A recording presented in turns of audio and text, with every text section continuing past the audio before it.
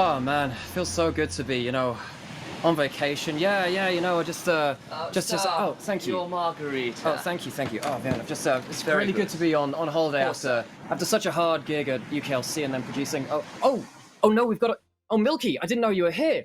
We don't have another game, do we? We do, but I mean, if we're on vacation to UKLC, you mind if I get my get up and join you guys? How do I look? Uh, you look like the weird combination of like the Terminator and then also like I'm trying to think of the second character, but it's definitely a Terminator spin on something. Of course, we do have ourselves a second game, and also we had that intro prepared for the first game. We were definitely going to use it, so I'm sorry if it feels forced. It's the effort we put in for it. We have ourselves a second game. Why don't you run us through it, Milky? We do have a second game, London United taking on Auglis, and with this match, we have to, I guess, kind of mention a little bit the drama that surrounds it because Auglis, formerly Nerd Rage, they've got that roster swap on the bottom side. Arguably, the two, or arguably the best bottom lane in the league switched out. King replacing Atlas in the ADC role, Nibble replacing Nabs in the support. What do we make of it? So obviously, changing players like in a very short in a very short fashion is always quite difficult. So I am King and Nibble come in to replace Atlas and Nabs. Atlas and Nabs were one of the at least top three bot lanes in the UKL this split, potentially even more than that. I am King, also known as Lamborghini, was on the Student Proving Grounds tournament. I believe they came. I'm trying to remember. I think they ended up coming third or fourth. I don't think they made it into the finals. And then Nibble was on the winning team. Also, they are a current Newell champion. Actually, I think I've calculated it. I have cast so many games of Nibble within the Newell. I think this is my 25th game casting them, particularly after two 5 game series came out of this last split. So I'm quite familiar with them. Great Alistair player, great Bard player. They were a substitute for Bulldog in that support role up in the UKLC. They've come onto this Auglis team to strut their stuff in the UKEL. Well, hopefully for Nibble, he has over a 50% win rate when you are casting on his games Nightmare. Otherwise, you might not be too That's happy quite to hear close, that we're actually. casting. Well, It's definitely more than 50%, but there were two 5 game series that went 3-2, and pretty much they went the distance against one particular opponent. But yes, I'm now quite familiar with them with my nibble riddles and trivia. On the other side, though, probably need to touch on London United as well. yes. Yeah, we should talk about London United. And one thing that we do know about London United is that they are a flexible team. They can play around whatever kind of lane, they really want to. You're looking towards Icy Gale in the top lane, Kusei in the mid lane, both young players. And with the flexibility of London United, surely that's going to come in so handy against Auglis, against, what is an unproven bottom lane in the UKEL. Yeah, absolutely. So of course, bot lane is actually their account name is Tien, because of course that is actually their name. We had a couple of different account names which I've cast them under before, but London United, they are what I would say to be the UKL's true trident team, where they can play through any of their lanes should the draft call for it. Blank and Noza are one of the other top bot lanes in the UKEL. Kusai on various assassins and burst champions like Zoe, Akali has been putting up some pretty insane numbers. They did lose to X7 when they were seriously on form, but Kusai was the one player in there that was really starting to take it back to them. Although Icygale was no slouch either. They have a whole host of stranger dark technology picks in the top lane, from stuff like Rengar to Ignite, Conqueror, Talon top. They're a very interesting and exciting player to watch against Yujian, who is a Fiora main. Both of these players share that champion. I really want to see a skill matchup because both of these players are very fun to watch. I want to talk about what this game means as well in terms of the overall standings. As you can see, Auglis 4 wins and 1 defeat so far. London United 3 wins and 3 defeats. If London United get the win, it means that they're tied with Auglis, X7, and Demise in that first spot. And yes, some of them have had more games, but in terms of total number of wins, it would currently be a 4-way tie. It would be, which means that we are once again in for a very close split. And I love that, because last split was probably the most exciting that we've had in the UKL. It went to a Game 5 finals, which I was fortunate enough to be casting that with Sam. My lovely butler who brought me my drink on my imaginary vacation. Might need one after this, after today. But we have, in the last year of UKEL, been really blessed by how close the competition has been, because that makes it much more interesting for us. It means that we have to constantly reassess what we're thinking about.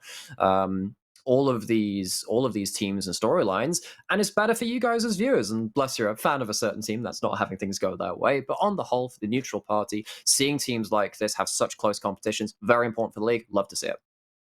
I think even if you are a fan of a team and it is close, I think sometimes you kind of relish that. Oh, There are some fans who just want their team to dominate, but they're the boring fans, aren't they? I am an SKT fan, and I was an SKT fan since season 4, so I'm sorry I'm part of that crowd. Oh, well. Either way, on to positives. We are into picks and bans. London United over on the blue side. Auglas over on the red side. Fiora Carthus banned by London. And against London, we have the Gwen and the Akali ban. Okay, so Malacco, their best game so far for me was against X7. It wasn't with Raider in the lineup. This was the game where they put Ketsu at top and they brought in Arcane, the substitute mid, into that lineup.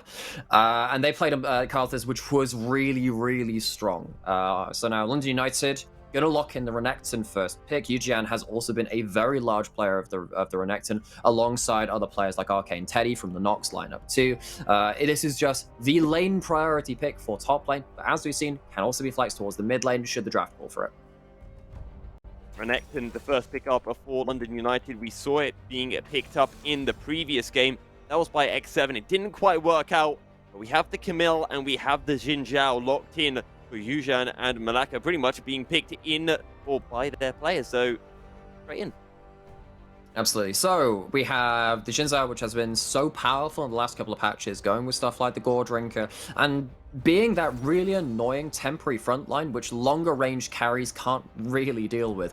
I've seen Ezreal's try and dive into Xin Zhao ults, try and kill him when he's got the Crescent Guard up. Let me just say, not a big fan of that style of play, tends to get you killed. On the other side, it's going to be Dunlossie picking up that Hecarim. Of course, this was former Mythos jungler from Spring, had a very strong individual performance as kind of the main carry of that team, even though they couldn't quite make it into the playoffs last split. Dunlossie was a player who came out with a lot of accolades to their name. Coming onto this London United squad, they have themselves, on paper, stronger individual players, but with a 3-3 record right now, Dunlossie would love to start pushing further forward and secure themselves their playoffs, which they couldn't get last split. We've got the Tristana and the Hecarim being locked in for London United. It will be answered by the Leona from the side of Auglas. So we're seeing a lot of familiar champions, at least from the side of London United, from what we saw in the previous series, but a completely different roster from the side of August. Yeah, so I'm actually not sure what this mid account is actually, the Leona. I'm thinking that's still Galul, but yeah. So Leona gonna be locked in for August, which is kind of one of the. I guess one thing is that it denies it away from Tristana Leona, which is such a strong combination. It takes away one of the premier engaged options from London United. Question is, of course, what's going to happen with London United's flex picks? Because while on one side, the Camille's going top, the Juniper's going jungle, Renekton can still be mid, Hecarim, sure, whatever, but the Tristana can also be a two-way flex too between mid and AD carry. I'm being told that that account is actually still Galul. Was just getting a bit scared for a second. Okay, so, oh no! Oh, it's happened again. This is the curse, you see, because I was called into UKLC recently, and that was very cool, and I get to be very proud of that. But the reason I was doing that, because poor Jamada's internet died. Now, I have been struck with this curse as Milky has departed the call. I'm solo casting for a bit. Sam! Can you... Yes. Can I ask for a favor? How's it going? Would you like to take me through this draft with me? I could help you take through this draft. I saw Milky has died, and I will step in briefly here. Nice to be helping you out as not a butler. Thank you for calling me that, by the way. Love you, dude. All right, well, we're here with some picks and bans. We've got ourselves a very heavy dive comp plus Varus over the side for Auglas, and on the other side, it's Hecarim once more. I've kind of taken a bit of a return of that champion over the last kind of few weeks. That we have, and particularly on this patch, you saw it in that last game. Stride Breaker, really good for this champion, because you get on top of someone, and with that huge slow, they just can't get away from you at that point. When hey, yes! Oh my! Well, I'm sitting next to him when he's casting this. Oh boy! All right. Life comes in swings and roundabouts. We have ourselves. Hey, how's it going, by the way? You have, losing a play-by-play caster unfortunately getting a butler. But then also on the positive side, you get yourself your Ari pick, you get yourself your main champion. I'm There are gonna actually so have to many look at words. gonna have to look at the full draft from here and then start analyzing it, see whether it's going to be a more of because with a lot of the AP items being reduced in cost, stuff like the Ludens, which I love as my item, and then all the Everfrost, it just makes you hit those power spikes much, much more quickly. And there are a lot of champions here who are going to start flying in, but you have enough point-and-click CC and stuff like the Alistair for the Engage to really make those charms much more of a, again, point-and-click ability because you're not at threat of missing it. Absolutely. And that final pick there as well, the Cassiopeia, kind of, I feel, not seen a lot of in recent moments. Looking like we might have a return of the milky variety of cereal as well. So I might be disappearing. There's the word I was not disappointing would have been a different word to use. No, that's you. That's you in our flex queue All right, games, yeah. Excuse you. All right, with that, I'll leave you guys to it. All right, see ya. Milky, my dude. We're doing the baton pass. How are you doing? You back? I am back. Please, and Milky. You're hopefully back! My internet. Yes. I think I'm back. So my power line adapter didn't want to work for some reason, so I switched out power line adapters, and I think it's working now. So huge shout out to Initialize for filling in. Honestly, Initialize has been doing so much. He's been your butler for today. He's been play-by-play casting. He's been the brunt of your jokes in game one. I mean, he's been we had to even the scales. Wait, at some we've got point. Have Ari? you ever seen? Yes, I know it's incredible, right? I mean, it says enough, right? Okay, not gonna lie, this was here for the first gag about the vacation thing, about being a tropical thing. Not sure I need to put the Rubicon Lychee just there right now. We'll just move that down. Cool. But then you can be left with the wonderful shrine. Wait, are you so? Are you Yeah, also go a on, stan go of Rubicon Lychee? I was do saying, like are you me some also lychee the stan juice. of Rubicon Lychee? I do like myself some Rubicon Lychee, but sadly it's not really deserved of a place on here besides for running gag attempts. But so yeah, we do have the Ari coming in, and there are I'm sure it was a blind pick in the mid lane. I'm trying to remember what actually came in as the last response because I was too busy trying to see if I had a play-by-play caster or not. Can anyone remind me what that last pick was? Chat, you can do the honors if you can remember it. Oh no, Milky, are you still dying? Just say yes, I'm still dying. I know we've got Cassiopeia, Ari mid, we've got Tristana, Alistair, Oh against the no! Varus, Oh Leon on the bottom lane. no! So I know one of those were the last champions. It's everything else. He's just dropped out the Discord. I had to. Well, he might be saying stuff on screen. Attempt to fix my no idea what internet, he's which saying. I don't think has been point, a lasting Milky. solution. I agree. Yes. Wow, you're so clever, Milky. I'm really hoping this is matching up with what he's saying at this point. You can tell me. So at this point, I once again have to fill space and fill time and entertain you. I don't sadly have any juggling balls to juggle. I was doing that earlier with production. So I don't even have the draft to talk about. What we can talk about is that, of course, UKEL action today has started off with these first two games. First game, if you didn't catch it, we saw a really dominant win out of Demise because X7 couldn't stick it in the early game. And then we now move on to London United versus August, formerly Nerd Rage. And we get a first look at their roster. So I guess for me, as a color caster and more of an analyst of this scene, this is going to be a really interesting game to see. Have August been relying on their bot lane and how strong they are? How strong is this duo going to come in? Have they managed to settle into this at all? Or whether August are just going to be shaken up by this too much? I'm on the solar camera. It's a very big camera. Oh no, you get to see all of it. We don't even have an overlay. But we have to see now how quickly August can start settling into this game, settling into this league. They are in a prime position with their early split dominance to start running away with this league.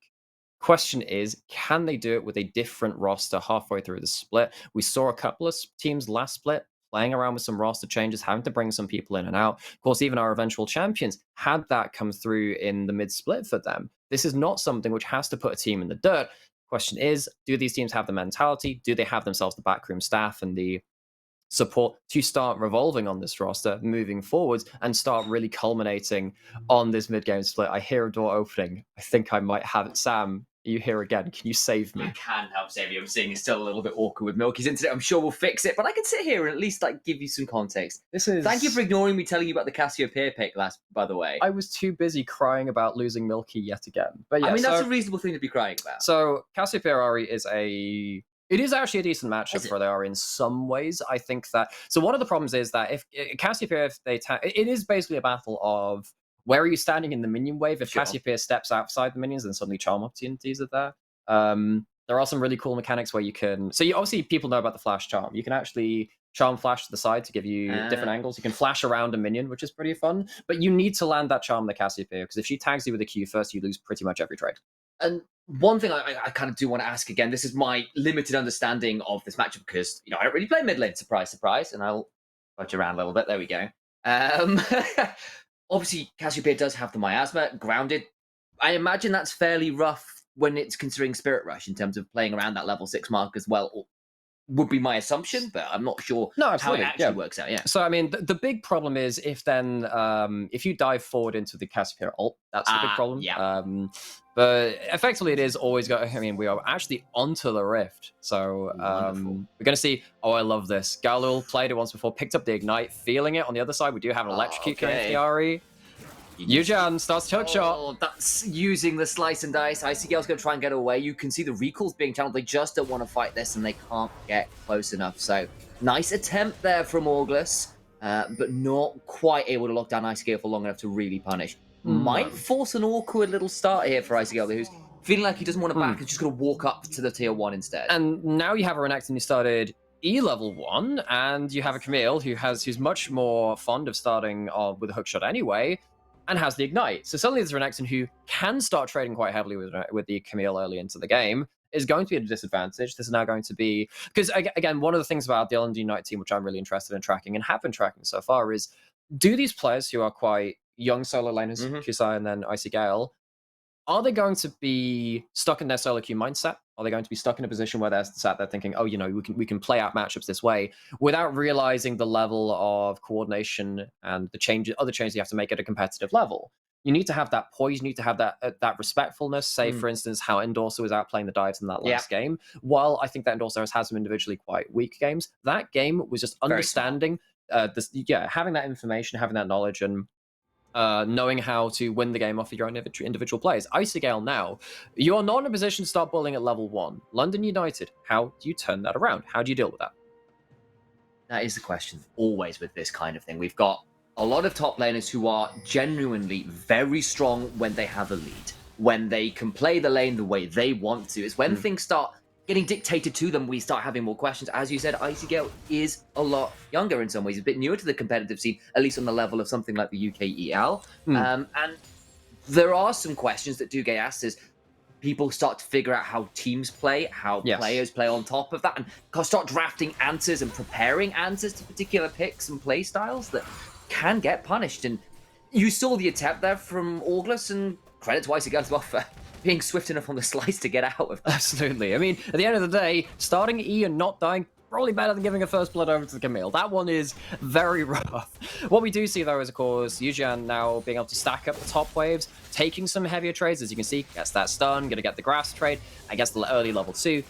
With Malako pathing towards top side, we now need to see, can Yujian crash the wave at an important point? Actually, looks like it's crashing a bit early. Have to see if they can set that up for something a bit bigger, because Icy Gale's just going to pick up this wave at turret. Yeah, he should get level 2 off that as well. Didn't slow push, but still Yujian's feeling very calm to go forward and get that adaptive shielding as well. Does allow you to be a little aggressive on some of those eyes. And remember that ignite, as we've mentioned, still there. It's always a little bit scary. And when Renekton's kind of hidden OP factor, hidden turnaround is often around the healing he gets off Cold Mid. The ignite can really hurt that. But also remember, this is the current patch. This is live patch, and Renekton just got hit on that same factor. We saw that in the last game. It's like, might just need to track that. And particularly in this one, when you have had a rougher start, the Lossie's had a rougher start too. That's so rude. I just hate Jin's out at level 3. You can see who's roaming down there. It is Yujian, and Yujian, I apologize. Icy Gale, the Renekton, though Yujian did decide to roam on top of that all. And looks like nothing much more going to come out of that aside from the attempt on the right. So, sadly, I now have a very difficult choice to make, because I think this may be the first time in existence I have cast with 3 casters in the same game. Sam, thank you very much for joining me for the first couple of minutes of this game. Middle cart, are you in? Can you see anything? I believe I'm in. I believe I'm in. I can see the game. I'm seeing Yujian getting stand up a little bit by Icy Gale, but nothing else going on right now. This is ridiculous. This is, you know what? This is just, I don't know what to do at this point. This is just ridiculous. And you know what? I'm allowed to have fun because no one's letting me have fun on the production side of this game. This is the weirdest day of production I have ever been involved with. Well, it's definitely a fun one as Dunlosi is taking a lot of his HP and damage there. First blood going over to low on the Cassiopeia. Malaco will just be falling in trade, though, 1-for-1 in the bot side river. Okay, so Alistair gets the kill. That's not so great. Cassiopeia gets the kill. Oh, that's really not good for the 1v1 matchup for Kusai. Luckily, in this matchup, at least the Cassiopeia can't build Merc Treads. That's often a really good item, of course, to pick up against the Ahri or like Cinder or whatever. But particularly because Ahri's base damages and his scaling is not very good, it can be a real big break point in a lot of these different matchups. So a big trade between the Rector and the Camille on that top side. But remember that one of these champions has themselves an Ignite, the other one doesn't. Yeah, but Eugen might have to be a little bit careful. He just walks up and dies. Icy Girl with the solo kill. Ignite or no Ignite doesn't mean you have a flash there. Eugen cannot get away from the damage. And after that pretty horrid level 1 from Icy Gale and having to just soak up all that pressure, Icy Gale, like we're saying, this young solo laner transitioning onto the competitive scene from solo queue for the first time, comes out with a pretty meaty solo kill. As we might be seeing a gank in the bot side here from Dunlosi, one of our more experienced players actually on this LDN United side, as Kusai is forced to flash away before the grounding comes through. Couple summoners burnt here. That's going to be a big potential point of pressure for Auglis in the next few minutes. Okay, well, so, now, no flash charm opportunities, or charm flash rather, from the Ahri onto the Cassiopeia. That's going to be quite important because actually you can start punishing the Cassiopeia if they start pushing up. Without that extra ability available to them, the extra summoner spell and the extra ability rather to punish that Cassiopeia, London United probably want to start roaming out from that mid lane. We see both of the mid laners have picked up a tier. I'm not the biggest fan of tier on Ahri. I prefer going towards the earlier spikes myself. However, again, I'm not the higher ranked player here. And I have to see what Kusai's take on this champion is. And what do you know about Ahri anyway, man? I know. Who knows anything about that? As we see Icy Kill looking very aggressive there, approaching Eugen, maybe looking to pick up another kill, but now that the Camille has hit that level 6 point, now has access to Hextech Ultimatum, if Malaco chooses to make a play around the top side, it's going to be a lot easier to shut down this Crocodile. If we look on the bot side, it looks like the Auglis side will just pick up this first strike of the game. So this is going to be the Poke Varus on the bot side. Very safe, very easy to farm, much like we saw from the Ziggs in that last game, actually. It's just like, yeah, you know, you can just never deny them a farm. And that allows Malaco to hang around more towards the mid and the top side if they so wish and play around Yujian, who has been a big carry for them in the past. But remember, one of the things about this Auglis roster is, oh god, that's actually a pretty big trade again, as he's just continuing the trade. Ooh. Don't need flash when you've got the hook shot available. But yeah, I like that we're touching on the sort of Poke Varus. Traditionally, we have seen poke compositions as ones that require a bit more coordination, and of course, this is a new bot lane coming in. But Nibble Zorozy matching up with Malaco to try and make some plays onto Dunlosi, who is able to get that devastating charge away. Lol's roaming over from the mid lane. Kusai as well lands the charm, but look at this Hecarim going down immediately. Niza with a nice double pulverize, and will be able to pick up Malaco in return. Second death of the game for the Xin Zhao. Black has that red buff, but he cannot quite follow up. Another 1-for-1. Oh, I mean, what the heck happened between the mid laners as well? Kusai has to burn the Spirit Rush as the Flash and the Ignite were both traded for Cassiopeia, and Yujian's getting all in. Icy Gale immediately turns it around, culls the Meek. Second solo kill for this young gun in the top side. That is very important too. Again, this Camille was set up to crush through top, but left alone to their own devices, Icy Gale turns around the top lane narrative and will be coming into this mid game as a scary, scary Gore Drinker Bruiser. Yeah, scary, scary Crocodile will pick up that Gore Drinker and can sustain through these team fights massively, which is something that the Cassiopeia doesn't really like. She wants to be able to play out these extended fights where she can get those twin fangs off and really start chunking down people's health bars over time. But if you've got the sustain and the damage that the Renekton has, not really going to have an opportunity to do that. Yeah, that was a really dangerous moment right there. There was no vision onto Kusai as they're roaming out of mid, but Nibble is unlocked from this lane. One of the bonuses of having a poke Varus that you can leave them alone a lot of the time in lane. Again, saw that last game with the with the Ziggs rather. Same thing here. And Nibble, who for me, I have seen them time after time. Like I said, this is my 25th game casting them, has been so strong at roaming, understanding how to play the map, and then also establishing vision control from that. You can see, luckily for me, this one is going by the playbook of what I know this player to do. Lots of vision towards that top side, invaded onto Dunlossie several times already, and Auglis have themselves control over the bot side, if not having the top side pressure that they would have really liked to even that out. Yeah, don't have control of topside right now because UKEL has just really been showing up on this first pick Renekton, and it's something that, looking at the draft as a spectator, not expected to cast it, I was a little bit questioning, but 2-level advantage, 2 kills as well. Okay, really doing work. So let's do our caster prep right now then. Yes, okay, so yes. London United coming in at 3-3, Yep. August coming in with a game to play because they've got an extra rematch to play, but they are currently in a position to finish off first, actually, with that, as we see right here, Galul getting collapsed on. Yeah, oh, that's a wonderful CC chain. Yep. LOL, you are dead, mate. Galul caught out in river, trying to make their way towards topside and say, hey, this Camille's falling a bit behind. Maybe we can do something about that. One of the things about Ahri, though, is that while you are not a LeBlanc, you're not a lot of these other AP assassins, which are sometimes easier to play on an individual level, your combos, when you have CC on your team, just give you a lot of dedicated damage to taking out a single target, because you can reach them so much more easy. Ooh, that's a very late cleanse used by Blank there, but the aggression is dissuaded as UKEL is going in on the top side, going for a dive, but the Hextech ultimatum means you can't run away. Dunlossie trying to get one fully will, but it's traded back. Eugen with the double kill outplay. And this time, UKEL doesn't time the Q correctly in regards to the Hextech ultimatum. We've seen the last couple of 1v1s between the Camille and the Renekton be about, okay, can I dodge the Cold Meat? Can I dodge the everything from the Renekton with this ultimate when I'm untargetable? This time, UKEL does not get it down, gets ignited, 2 falls down. 2 kills now onto the Camille. At least they lose out on the wave at tower, but still dangerous there from London United. Yeah, but because Dunlossie invested his time into that failed dive, it means Malako is able to take this Herald. Still have about 2.5 minutes until plates fall, so that could be a lot of gold injected into any of these August lanes. Absolutely, it could be. And Nibble might have a chunk taken out of them by Niza, who has seen the Leona in the wings. Dunlossie heading back towards there, and we have to see what's going to happen with this Leona. We'll do go for the all-in onto Nibble. Is able to get that Shield of Daybreak, trying to get away, but the CC chain is just way too much. Actually able to flash out and escape with their life as Kusai forced to burn that summoner as well. It's a trade of flashes, but no one going down.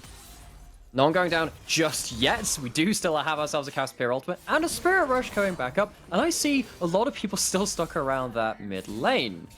Looks like we will disengage from there, just as I mentioned, the opportunity to potentially pick up some kills. Both these bot laners stuck alone for a little while, neither of them able to find that all in, and as you were saying, Blank, fortunate to survive the last trade of larger scale.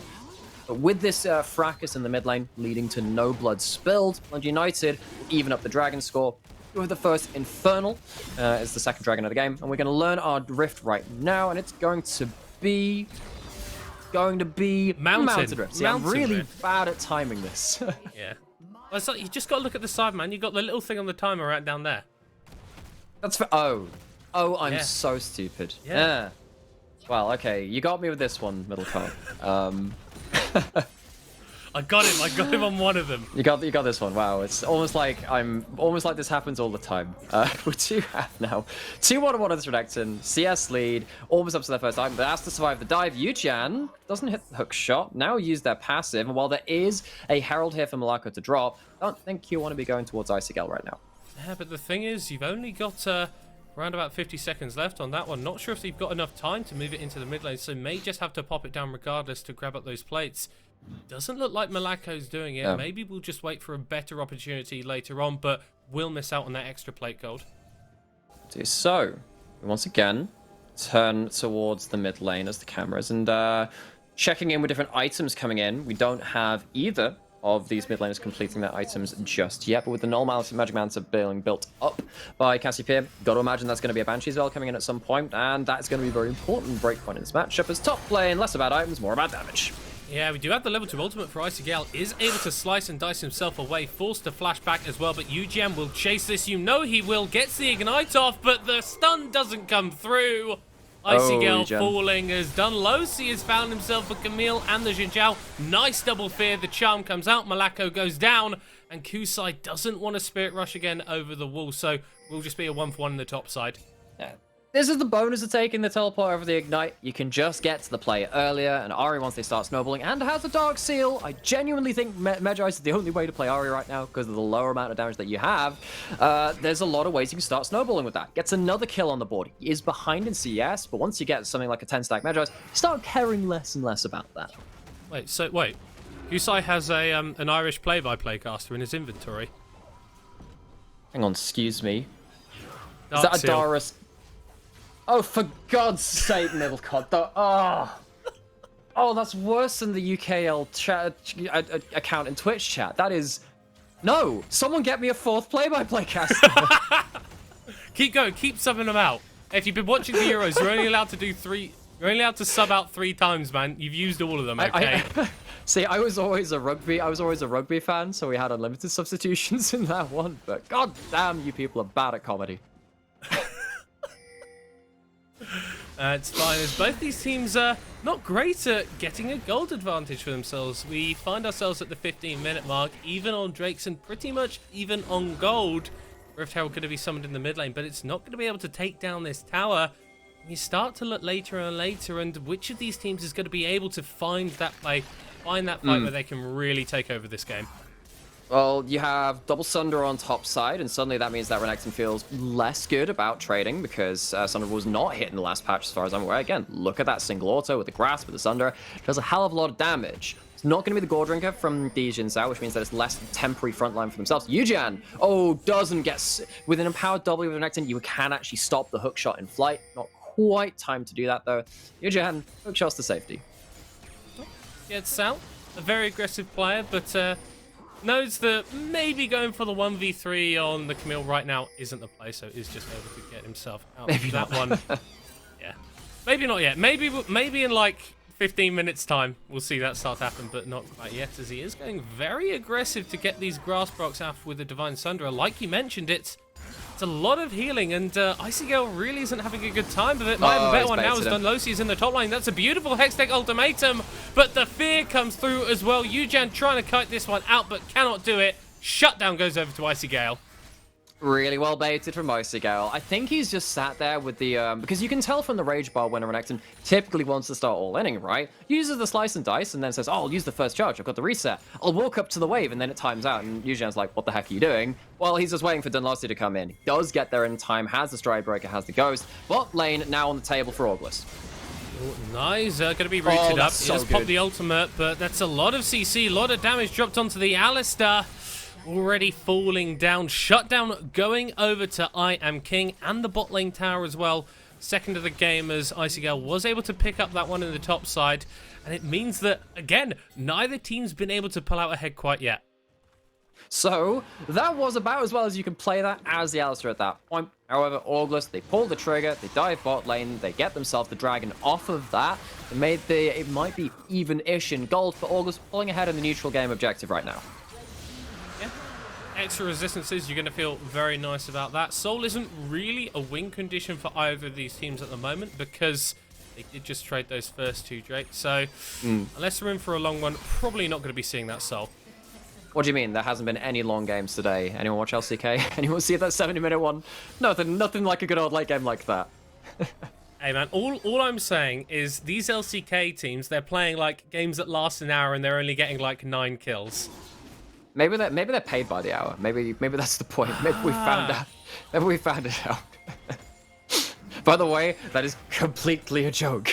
Yeah, in case anyone that's does not know that. It's definitely not the case. Wow, these players playing for money instead of games. Wow, that sounds pretty bad. Yeah, sure, whatever.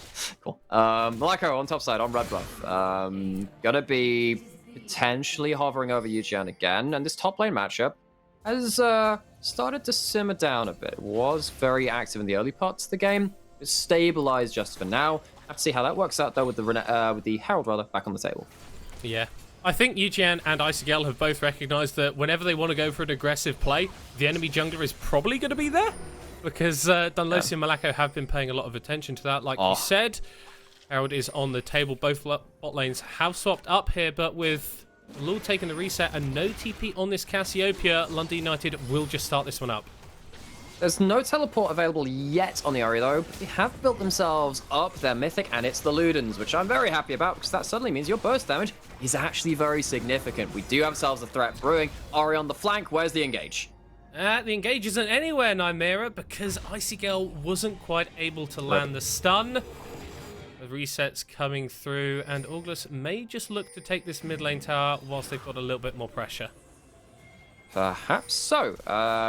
With that mid tower being very low and having a poke champion versus the Tristan, who's not the best wave clearing champion at tower if they are outranged, this is going to be a free mid lane outer turret. Now, let's see if August can transition the bot side of the map, outer towers being down for London United, into actual increments of vision and start getting picks with the Camille, who's so good at flying over a wall. And of course, the Xin Zhao, which is equally good at that now if he tags a W. And when you've got Tien softening them up with those piercing arrows, doesn't take a lot to just completely cut through someone's health bar. This is a passing of ships in the night. Yeah, but just not going to amount to anything. Both teams going, yeah, maybe we don't want to take this, as it does give Varus free time in the mid lane. Dunlosi getting jumped onto by Malako. That's going to be the Ghost Force. That's going to be a nice double pulverize. TP's coming in for both teams, and it's favoring August as they pick up the first kill of the fight. Kusai's going to fall. Nice the Cassiopeia goes as well. Malako's alive on a single digit HP, but not for much longer. The reset's coming out for Blank as he is taking over this fight. Eugen falls down, Nibble is on the run, the flash forward, the triple kill, and London United find themselves an ace. So August, we asked them to go into the bot side jungle, increment their vision, start using this pressure of structure advantages they had on the map. They go too far, they don't get their safe boundaries in place, and they just get crushed by Dunlosi, who survives the initial engage long enough to get their ultimate off. London United turn it around, and this Renekton, who had survived that early game, comes out with a magnificent team fight alongside Blank, one of these players who was not so happy with their previous week's performances. Very happy with that triple kill, I'll bet. Resetting through, there is no contest coming out from August. They cannot get anywhere near this Baron, and that is a very nice big purple buff Baron on 5 members of London United. It's a 5-man buff as well. They managed to wait out those respawns. August can't get there in time. They have no teleports to commit. Okay, now you have yourselves a chance to reset, get yourself back onto the map. Are you going to fight for this dragon and potentially throw away this Baron advantage, but then give up a soul point? How can London United, again, get themselves into a winning map state? They still don't have any vision on the bot side. Yeah, look at those control wards. There are 1, 2, 3 for August in the bot side. I understand that these Drakes, which we maybe weren't looking towards as a win condition a few minutes ago, are a little bit of a lifeline for them right now as they are in a deficit. Only a couple thousand gold. So if they're able to generate a pick, if they're able to get a nice team fight, can still come back. But you'd have to favour London United right now. Right now, I think you had to. The question, but I mean, this is the thing though, right? You can favor them, but all it does is change the ease of execution. You don't have a flash on either of the carries of August. That's huge, because there's a flash and there's an ultimate on the Ahri, and if that means that we once again see someone getting tagged by the onslaught of shadows and then starting to take into a big fight, that means one carries out the fight for August. They're taking the dragon already. They're trading this though for possibly a double or triple tower push in the mid lane with the Herald put down. Yeah, you've got to wonder. In 5 minutes' time, this could pay off for them. For right now, they are losing so much gold and map pressure. That is 1, 2. Is this an inhib down? 3 towers falling. So August really not getting the good side of that play. I mean, this is a triple push from the Herald. That is the entirety of this mid lane advantage in terms of the structures. August have given up for a dragon. Now, 1 tower, you definitely say that's worth it. But 3 towers and an inhib, bleed a neck, that's pushing the envelope a bit there. Yeah. It's a lot of pressure now in the mid lane, and if London United get one more good fight, could just be the end of the game for Auglis. Do not want to be falling down, so we need to see some very concentrated, very disciplined play from them in the next few minutes.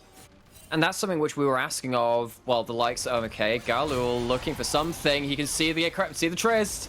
Oh, Galul and playing aggressive is a combo made in heaven, but he may have been caught out. Kusai is on the flank, doesn't quite land the charm, able to run back. The unstoppable onslaught comes out. That is a dead snake. Very dead. And once again, Auglis, they go in towards this bot side jungle, but this time they don't have the vision to back it up. They did just take that dragon, but they had to reset very quickly to defend their base. London United running back down the mid lane. Do they think they have the power to end?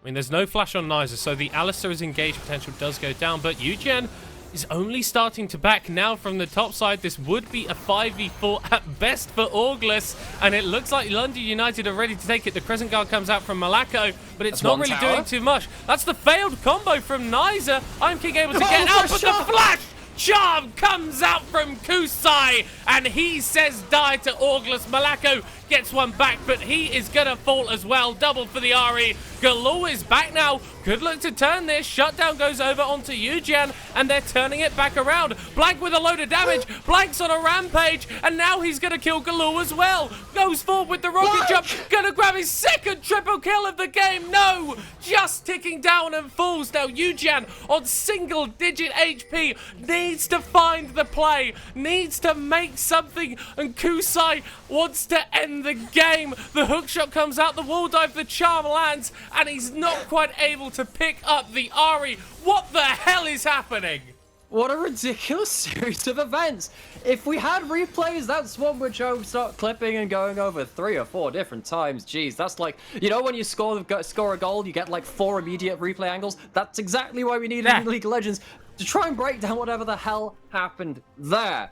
I mean, obviously London United saw that they got that first play coming in, and they got the first pick and say, wait, hang on. They don't have a great amount of wave clear. They have to all-inners, and if they have to dive into a very strong Renekton and Charms waiting on top of the point and click call the mix and stuff like that from Icy Gale, that's a winning combination for us. But it doesn't really end up being as clean as that, because Auglis get themselves just enough time bought to get this Cassiopeia back on the map. Blank is one auto away, one crit away from finishing this game, because that would have been one more set of lifesteal, potentially a triumph coming in. I assume he's running that rune. Then that's an extra reset. That's the end of the game. That is one auto away from a win from London United. But they're still in the advantage. They still have control of the map. We have a horizon focus built up from just the needlessly large row from the Ari, which means that you hit someone with a point and click stun from the Renekton or the Fear from anyone else, from the Hecarimal.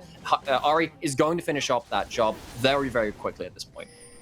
I mean, this is how close it was. In the preseason update, Liandry's was changed, so it did maximum health damage, not current HP with its tick. If that was old Liandry's, and I don't know if Auglis actually, like, is still in this game, but they are. Eugen's going for it. Only down 2.5k down. Nugen is going for it. Going to get comboed up by Nizer here, who's already taken a lot of his HP. The Chains of Corruption do land, but into the backline goes Dunlosi. That's a very nice solar flare. No, it isn't. Doesn't land onto anyone. The Hecarim's going to be falling. Now it's Nizer. Drops down. I Am King picks up that one, and it's a second for Auglis. They find the fight. That was a very messy fight. It's in a choke point. Suddenly that grounded comes into full effect, and the charm doesn't connect. If that was going to connect onto that, I believe it just about missed out the Cassiopeia and the Varus, both of them. That hits. Suddenly you can start rolling forward in that fight. It doesn't. Auglis managed to outplay the fight. Yeah, talking about rolling forward now. Start to look on the carries on the side of Auglis. We've got a Cassiopeia who's on 2 items. 3 items. We've got Eugen. 3 items. 3 items on both solo laners for Auglis. Camille and Cassiopeia are some of the scariest champions at this point in the game. This is a free soul and being look, given up. It's a free soul. I mean, that's it. They lose that fight, and suddenly Auglis, who are quite far behind, we're definitely losing the bigger fights. Take a couple on the back, and then they defend the Nexus, and then they take a big fight in their own jungle, and bought themselves a win condition that, say, X7 couldn't do in their last game. Did London United just go for Baron here? I think that they weren't on it quick enough. I think that there is a potential for doing that, but again, look how big I Am King's Teen's Varus ultimate was in that last fight. If you have that in a Baron pit that allows this Cassiopeia to start wailing on you, I don't think that fight's going to go any better. Yeah, just deciding against that big take, and I'm going to be honest with you, I thought this game was done 5 minutes ago. Well, but absolutely, same. It was where one we're at auto right away. now? It was 1 kill away from being game over. Unless we have some crazy backdoor shenanigans, Auglis look favored in the fights right now. So, the caveat to that is, you just got a 3rd item on your Tristana. That's the Armor Pen, you have the Kraken Slayer Pan Phantom Dancer combo. If Blank gets to free hit, much like the Cassiopeia free hitting, London United feel pretty happy about that. And again, maybe next time one of these carries does get tagged with a charm. Maybe they do get CC changed into Oblivion. They have stopwatches, but if you get Alistair comboed into the charm, you don't have a chance to outplay that. London United, you have the tools to make it work. You got a flash in the RE2 for solo plays. You just need to make sure you land the skill shots. Yeah. Both teams seem so aware of how poised this game is. It's balanced on an absolute knife's edge. One mistake from one player, and then the game can just end for either side right now. If Auglis can pick up a Baron, they can push through mid, they can start snowballing forward because they can play so aggressively with their champions. But on the flip side, London United, there's one structure between themselves and the Auglis Nexus. This is ridiculous. But the problem is, like, okay, so this is at the point now where if Cassiopeia goes untouched, I mean, effectively the fight's over. London United taking this time to reset. I think, well, I mean, did they have themselves a certain breakpoint? Hurry has picked up the Medjai's. So you have yourself a very gold efficient item there. It does count as an extra legendary item. It's gold efficient once you reach 10 stacks. Extra magic penetration is there. Ari's a good point of power, and yes, I am going to talk about Ari power spikes. I know, crazy, right? On the other parts of the map, though, I still think that London United, with the extra Mountain Dragons taken into account, are behind in combat stats. Oh, we're seeing pings. We're seeing pings just run it down mid lane, guys. Eugene running it into the mid lane is going to get comboed up here, but not taken too low. Icegale go out on the backside of the fight. He's just isolated. He's just going to be taken out. That's a kill already going over to Auglis, and now they're going to run it further forward. Nice, are forced to flash out. Wonderful dodge from the Solar Flare. Eugene's going to have that hookshot wall dive up soon, but they're not going to go for it. Just going to reset and try and take this Baron. Auglis keep their battle lines held. They don't buckle. They don't end up giving in to London United's pressure and their engage attempts. London United don't pull themselves they don't pull themselves a lot of their big ultimates, but they lose Icy Gale. They're going to lose the Baron off that too. Be giving a big advantage over to Auglis, who've got 2 of the 3 late game objectives in their pockets now with that soul as well. It should help them with their pushing out these minion waves and give them that little bit extra of AP and AD that could be so crucial in these fights. So it could be so. Waves are pushed in for Auglis when they have this Baron buff. That means that they have, again, I mean, one of the problems with Baron buff from what we saw, particularly in Season 9, you remember that very famous series between G2 and SKT, was G2 would punish teams for taking Baron because they didn't have the map set up to actually gain anything from it. It would take advantages and cross-map when you did that. Auglis, though, they did have their waves pushed in on the side. They have the ability to come back out on the map and choose which lane they want to flow down. One of the things when you reach that inner ring of turrets is that you want to go from one lane straight to another to force the defenders to be constantly clearing waves to try and catch up to you, which means by the time you reach that second and third turret when the waves are pushed in, you can actually free hit it at that point. Auglis, though, not really setting up their waves with any kind of intent right now, just kind of farming away. Yeah, but I feel like both teams are going to have intent onto this Elder Drake spawning in a minute and 30 seconds, so securing mid priority is vital before that one comes onto the Rift. Could just end the game if you're able to grab it, and with the aggression that both of these teams have shown, I'm sure we're going to get a fight around that soon. There's almost no... I mean, if there's an Elder on the map, there's no way it doesn't become the focal point. It is the end game objective. And yes, some teams will continue playing around Elder Dragon and then not actually trying to finish the game and take fights and stuff. But you know what? I think in this league we might have that. I'm really glad this has gone to late game in some ways. We get to see how Auglis then start playing around new players in the late game. How's their shot calling working? What's their communication like? Because in these late game fights so far, they look like they've had everything together. Oh, I thought Icy Gale was going on a little bit of a secret mission there, but just establishing some vision clear. I mean, we're having pings from August. They are anticipating London United to just sort of like run down mid lane at some point. They have to be worried about that one as... Oh, this is the worst time to get a pause! What do you mean? This means that we can start assessing ourselves the late game scenario, because you're right. There is now a worry because you don't even have Nexus turrets. If you go towards an objective, if you spend too long on it, that is game over. You do have Cassiopeia. Fastest objective taker in the game, maybe besides a really fair Azir in the late game. They're both up there with that. The question is, though, if you are then caught between two different directions where you think mid's going to be pushed in and you want to try and reset, then what happens if the collapse comes back onto the objective and you're not ready for that either? This is where the cloak and daggers comes out. The knives are out. It's a bit of a bar brawl, and you have to start thinking on your feet very, very quickly. And when, again, you've got a team which is adapting to new members, and yes, we know that Tien, I'm King, and Nibble have been part of successful ventures before, I'm King was part of the student proving grounds, and Nibble is now a two-time Newell champion. Actually, it was Longstaff was playing last spring, but ended up taking back that title after that point. But they've been a long-time university player. In fact, they are just about to go to the University Esports Masters in a pan-European competition. They know how to late-game shot call in different kinds of competitions. The question is, can you then transfer that into a different team, a different environment, different league?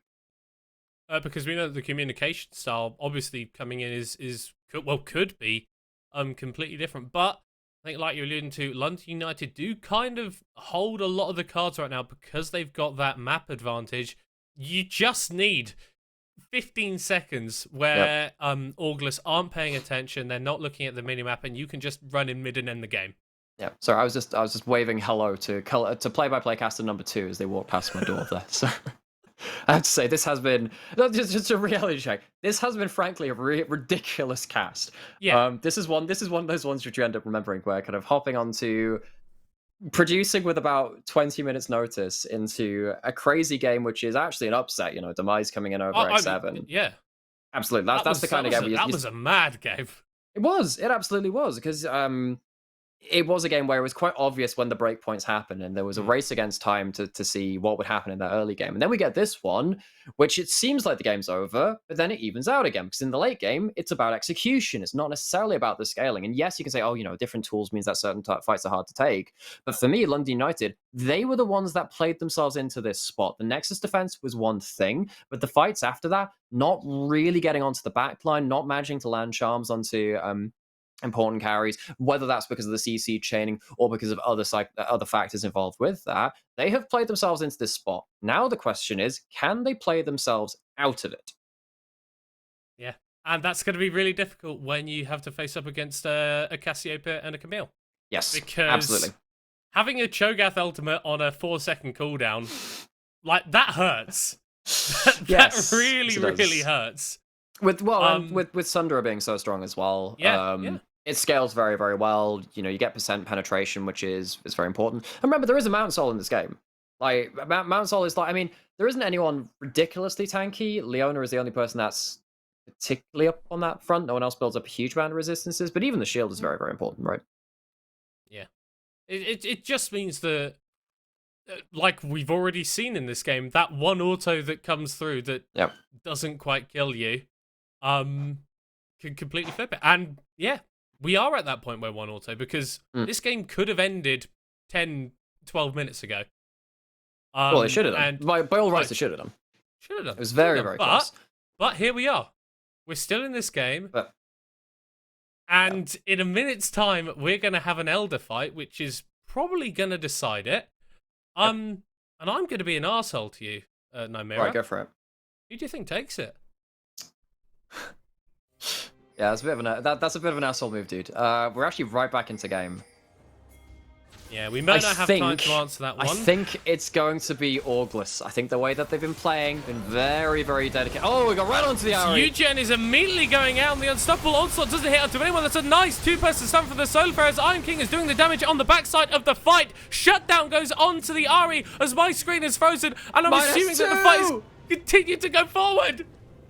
What's happening? We have no idea what's happening! Oh my god, I'm King gets another kill. Dyser goes back in the GA. Popped blank on the backside trying to 1v1 Leona, but it's not going to work out for you. The fight's going to Auglis. It's a 4-0, and they're going to look to push through with this Baron and end the game.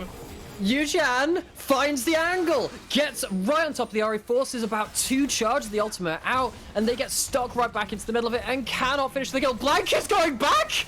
He's going in. He needs to do something here. He can't defend versus 3, but he can't 1v1 the Camille. Doesn't have the damage. The rocket reset comes out, but he's just going to get jumped on. Flashes back. Nibble goes in with his Zenith Blade, and they take down the Tristana. Auglis, they don't need it all. God damn it. They just need to play like this every damn game, and they can beat everyone in a massive comeback. They push through. They take the Nexus towers. They're going to take down the Nexus unless the Alistair could do something. London, you are turning it around. I Am King needs to get one more auto, but they can finish it!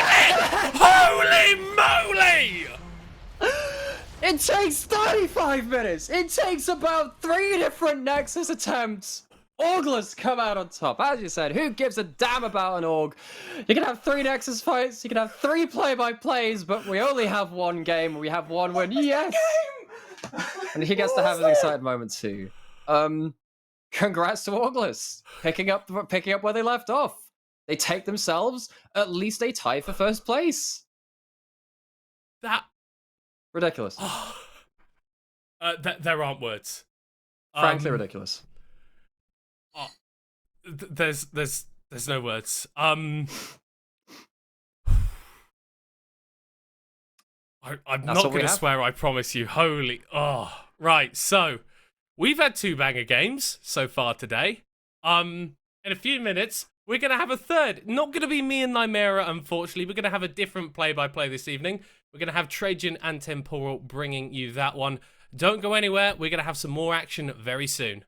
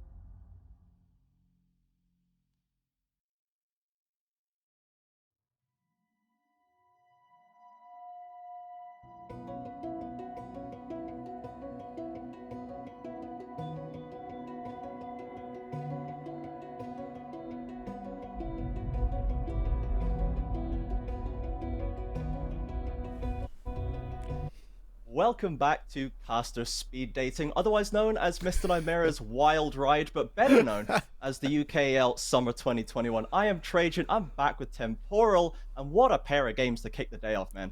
Oh man, I was in work mode, I was relaxing, I was eating my dinner, and I was like, oh, hang on, it's all action today. So congratulations to August with a screamer of a victory over London United. That was that was something. And then before that as well, X7 falling down to demise with their intelligent drafting and their excellent meta read. I can just hope that this carries on, Trajan, and we get more and more just exciting games. Yeah, I can only hope as well. I had it prepared to talk about, the top teams that we had before in the middle of the pack that we were thinking about, but now the middle of the pack has just kind of absorbed the top, and now it's just 6 teams who are already reaching a playoffs or not scenario, and we're only halfway through the split. There's no escape, just the one, just all of the UKEL right there in the middle. Of course, Nox's score pending a rematch versus August right now. That's why that star is there, as we are just into draft. Straight in there with Nox London Academy, as we'll get these bands kicked off with nothing as the first one. So I'm already lost. I'm gonna go back to bed. I'll see you guys tomorrow. See you tomorrow. Yeah. Red side gets favored more the less bans that are in the game. There was previously a competitive strategy that had to be addressed where red side would just ban nothing. Fun fact, that one didn't last in tier 1 for very long because Riot hate it when you completely break the system.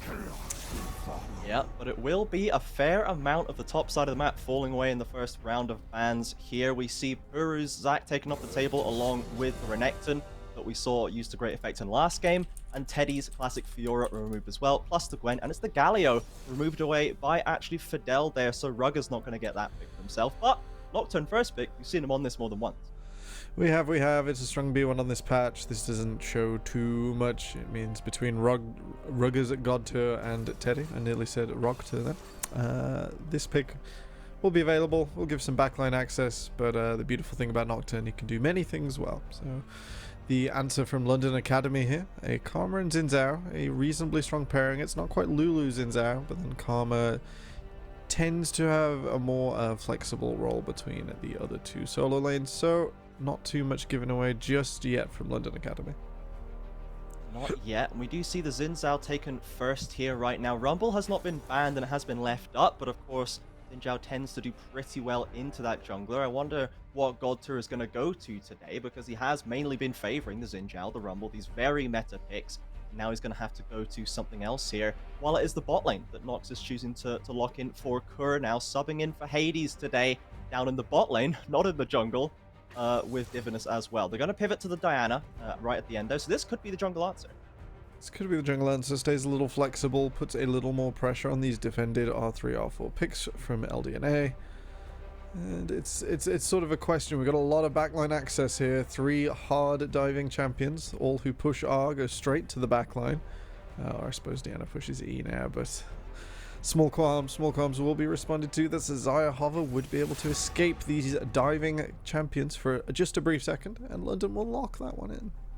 Yeah, I like this choice for them, because the Jinx has been great for RushX, don't get me wrong, but just the amount of dive coming in, as you mentioned, is truly tough to deal with. The Xayah with a lot more tools to get rid of that, and buffed on 11.3, so a lot of power coming in for RushX and Jamsu if they choose to put the Karma down. They do indeed. Well, it won't be responded to with Ziggs again, as the Kaiser already locked in Not here. this time. Not this time, but God, that was fantastic, wasn't it? Bands I'm such coming. a Ziggs fan, man.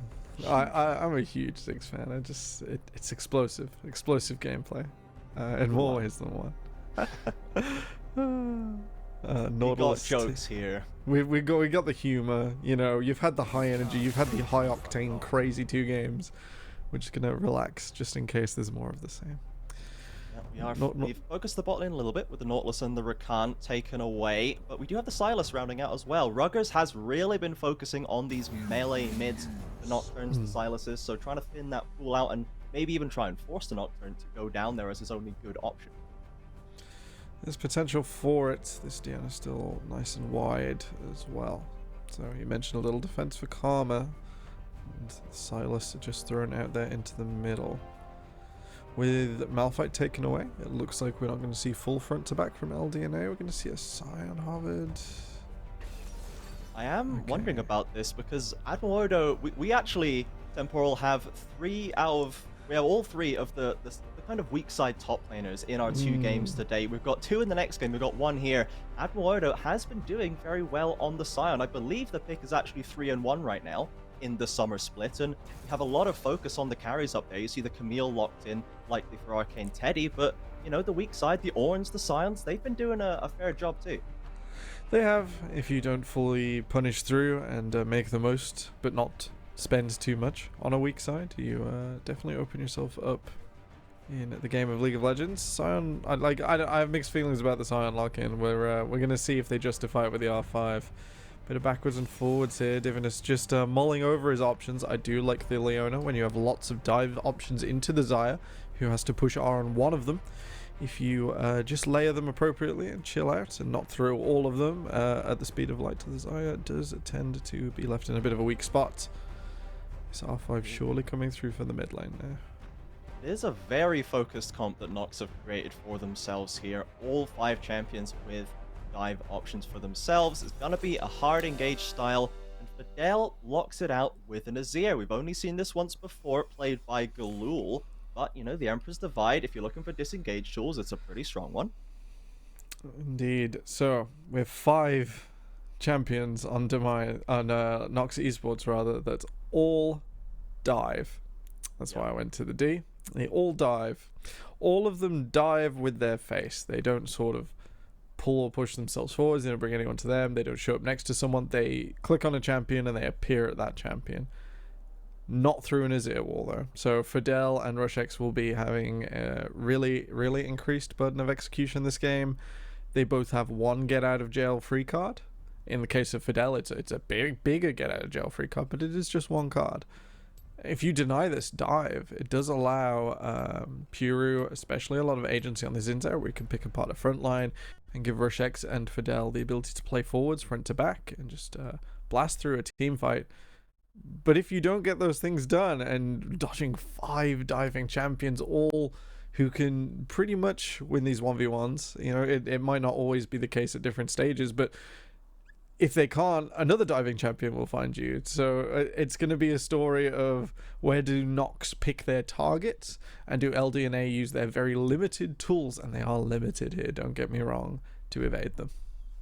Sure. It's going to be tough decision making for LDNA as the game goes forward. The one matchup that I want to focus in a little tighter here as we're into the pregame is the bot lane matchup with Divinus, and though it is Kerr today, not Hades, we still have Divinus down there versus Rushex and Kenny, right? So this is, or Jamsu I should say, Kenny was the original player, so Rushex and Jamsu. The London A bot lane for me has been pretty up and down. When they go big, they go huge, and the Rushex Jinx is carrying late game team fights. It's a sight to behold. Whereas Nox's bot lane, especially over the last few weeks, they seem to have stabilized a lot more. They seem to be made more consistent value, though we're not necessarily the kind of focus point of the comps for Nox. So how do you expect this matchup going with the picks they have drafted themselves? Full dive for Nox, kind of full disengage for London A. So to pull things back to the bottom lane, both duos tend to be the stable spine of their lineup, who then take over the game later. Hades tends to do this in a more roundabout way, and we'll see if Kur can provide that for Nox tonight.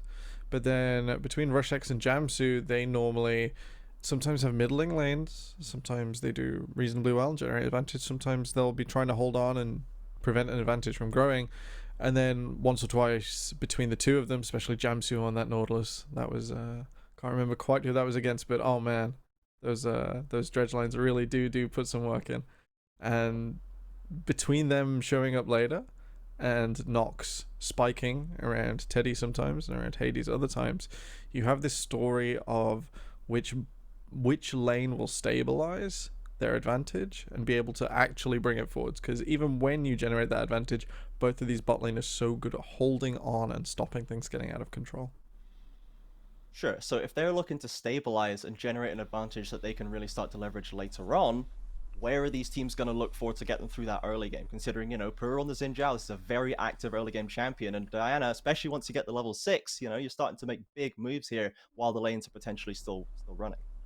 So this is a little bit the problem I have with the Xin Zhao pick. Which lane is hard winning from LDNA? None of them.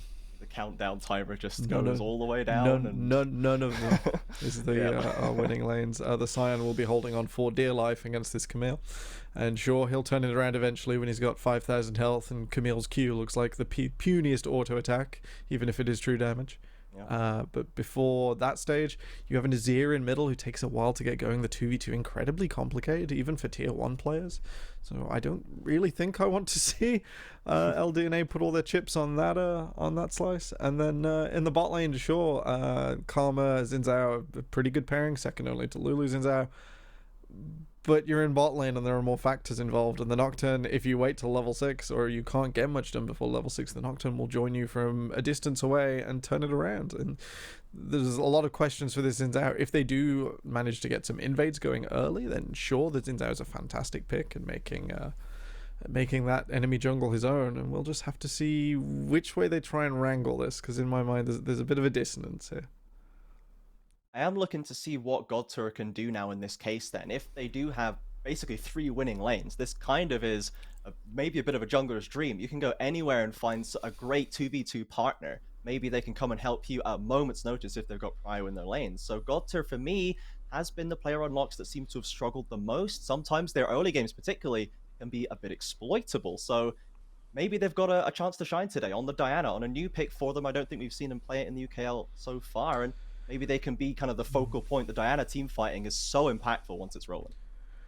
It is. Champion clears relatively quickly.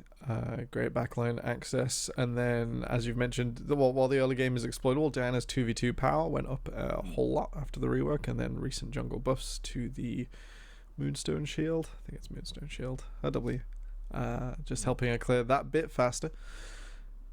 I'm not really sure what Diana's win condition here is, because punishing Scion is like that's Scion's not dream, but he just shrugs it off, right? Ganking into a Karma in the bot lane quite difficult, and then an Azir, if it takes too long, is a difficult gank for most junglers. Diana not the best equipped, similar to something like Xin Zhao that gets into lanes that much easier. So while I highlighted that the Xin Zhao has that issue, but that's mainly because Xin Zhao's identity is set around ganking. Diana can probably just full clear on repeat, try and get into a lane and get priority and make scuttle crabs happen, so she gets a little bit ahead of the Xin Zhao here. And going through that way, she should be more impactful. If neither jungler is able to do something, you would choose Diana over Xin Zhao most of the time. Sure. So maybe let's see. We'll keep an eye on Gotur and see if he can leverage this to the best of his ability as the lane continues.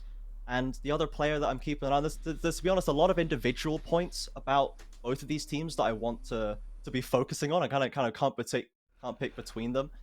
Fidel in the mid lane has also had his struggles. Mostly it's on the melee champions though. You know, the Lee Sin games were really not quite it, Chief, but the last Seraphine game looked a lot better. Now he's got the Azir, so yes, he has the range, but it's not really what you'd call a supportive champion, right? He's going to be pretty important as the game stretches on. No, goes through something more like utility. So while Azir in previous years was like a great 1v5 mage where you just attack a whole bunch of times, your opposing team would evaporate under your sand soldiers, now more about the ultimate and then the damage after it. The damage not being so much the focal point, or the safety in lane also semi-removed. Thank God, because it was ridiculous. Yeah, we're better off, I think. We are so much better off. That big cooldown is a lot of pressure. It's like having when Rumble was like strictly a top laner. It's like everyone knows what a bad equalizer looks like. Everyone knows what a bad Shurima shuffle looks like. Making sure you can get it done is just the name of the game, as we are onto Summoner's Rift. We're on Summoner's Rift, and we've had a couple of minutes pass already. So we have the lanes have crashed, and we can see Rush-X and Jamsu with that level 2 advantage. The Karma, of course, probably expected to have that one. Nothing too crazy there. And there is Fidel in the mid lane going up against the Ruggers Nocturne. So it's a pick we've seen Ruggers on a lot, but he's in quite a stiff range mismatch here. It is pretty stiff. As Nocturne gets through the first few levels, it tends not to end up being so bad, but it does always look scary when you take 200 damage on a trade and you're just like, yeah, that was meant to be accepted. the potion and off the first base. I imagine Ruggers will be doing just fine. It does seem to be a bit of a full clear day for both the junglers here. No shenanigans to be seen. And of course, as we said, Godser maybe a little happier to just hang out as long as possible, get those higher levels, and Puru with maybe a bit more pressure on his shoulders. Though, of course, with, 3 losing lanes, I guess maybe he's looking for the punish. Maybe he's looking for the ganks if the vision's not done properly. Potentially, and of those lanes, strictly bottom, the best small unit fighting here for Pure, so could potentially look to go down there at his earliest opportunity. But we've mentioned Ruggers taking a little bit of damage. Looks like Pure is just going to take the better base, going to clear slightly faster than Godtur's Diana, try and get back out on the map and look again rather than force anything here. Sure, and this is, to remind everyone, this is a game between two teams that had been sort of languishing in the middle of the pack before today, but now that has become a whole lot messier as of the first 2 games. So there is a real opportunity for both of them to step up and join our top teams if they can grab that 4th win. It would be pretty important for the tournament. We've had a whole bunch of different versions of the UKEL sort of mid-season table over the years, and I'm not the best historian, but I don't think we've ever had a full playoffs group all within 1 win of each other. This is getting a little tight. I feel like they're going to have to commit and someone's going to have to go down. Pura was there, but Admiroto, does he even need it? The gank will at least make sure the job is done cleanly. Teddy on the wrong side of the minion wave, and there's the first blood for Zin. First blood for Zin, a little bit of over-execution. Teddy decides he's had enough of Admiroto being safe in this lane and takes it in the 1v1. Adam calls his jungler, and through the extended trade will be rewarded. Teddy not having flash, you could feel the pain there from him. He was like, yeah, I want a flash Q on the sign, and that'll probably take him out, or at least it'll let me continue, and instead just stuck with his ignite. Not ready. Unfortunate. Well, let me tell you, I do believe in Scion supremacy, so love to see it. Got himself a nice little assist. Puru off the ground with the first blood of the game. So we wanted to see some early action from the Xin Zhao, and he got some.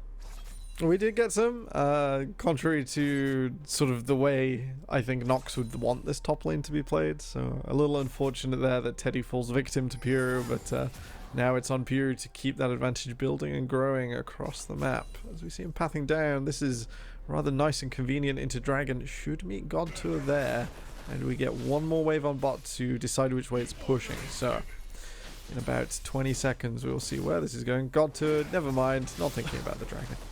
Godser is going on a little expedition up to the top side of the map here, and if Admiroto's not careful, maybe could find himself on the wrong side of a gank, because there's no camps for the Diana, and she needs to get something done perhaps. Might just head away, going for the recall actually, so it might just be the free Dragon for London A.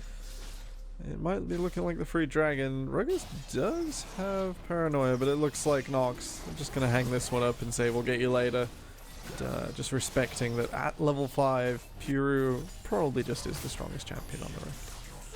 Yeah, especially with Karma backing him up, right? That's the 2v2, the deadly 2v2, or traditionally kind of a mid-jungle duo that is now heading towards that mid lane actually, and we could see a 3 versus 1 on Ruggers' head if he's not careful, but he's playing up to the top side of the river, so keeping himself safe. Keeping himself safe for now. Instead, a bit of a vision expedition, I expect. So there are no wards left behind just now. Pure holding on behind this bottom tower. It is slow pushing towards LDNA, so I think the favourable thing to do here is just chill out, do nothing. Let Rush-X get another chunk off their cull.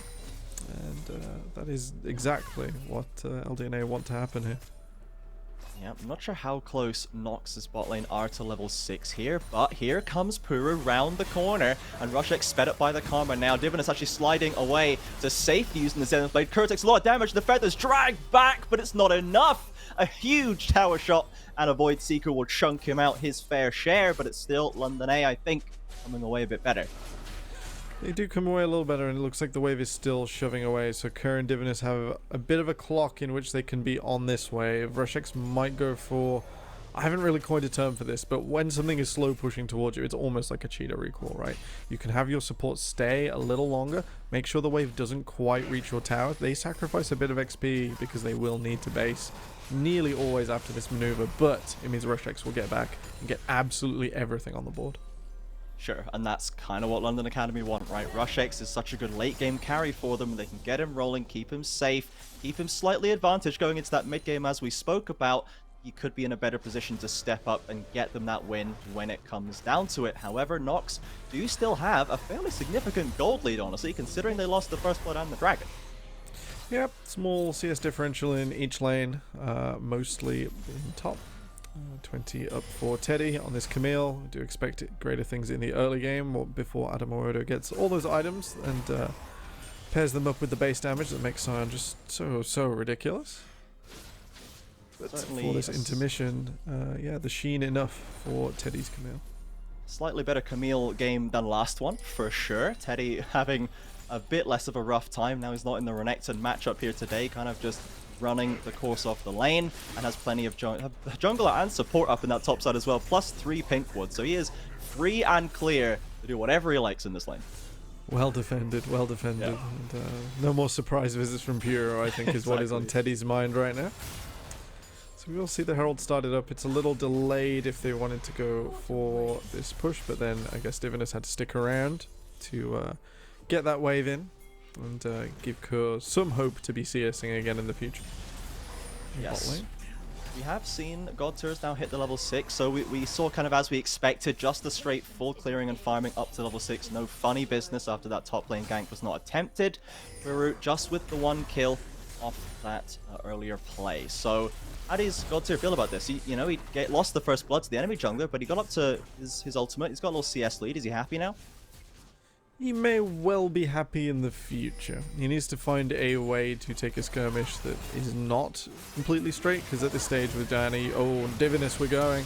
Oh, he's going, but this is a 4v2. What a shuffle from Fidel. They're trying to pull the gank off. Kuru taking the tanks to the tower shots, but it will only be him falling. The 1v2 and the plates on top. Do get the plates, and that will make that bottom plate completely worth it. Godtur slightly short with the Moon Crescent. Adamorodo's getting close. Yeah, he flashes away to safety, though, not having that extra dash. Oh, Crescent Strike isn't quite enough, even with the burn. I think he lives. He's going to unclench, and he's going to go back to base. Oh, well, I guess if Sion has 1 HP, it is the same as Sion having 4,000 HP. Weak side hero just about gets away with it, and that means that Godtur and Teddy will trade some plates, but advantage for LDNA as they restore the gold differential and go even.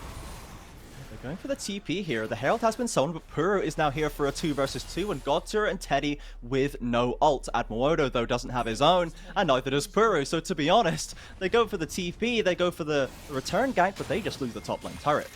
A little bit of desperation and a reasonably sequenced Herald mean that Godtur turns that back around, donates even more gold to himself and Teddy.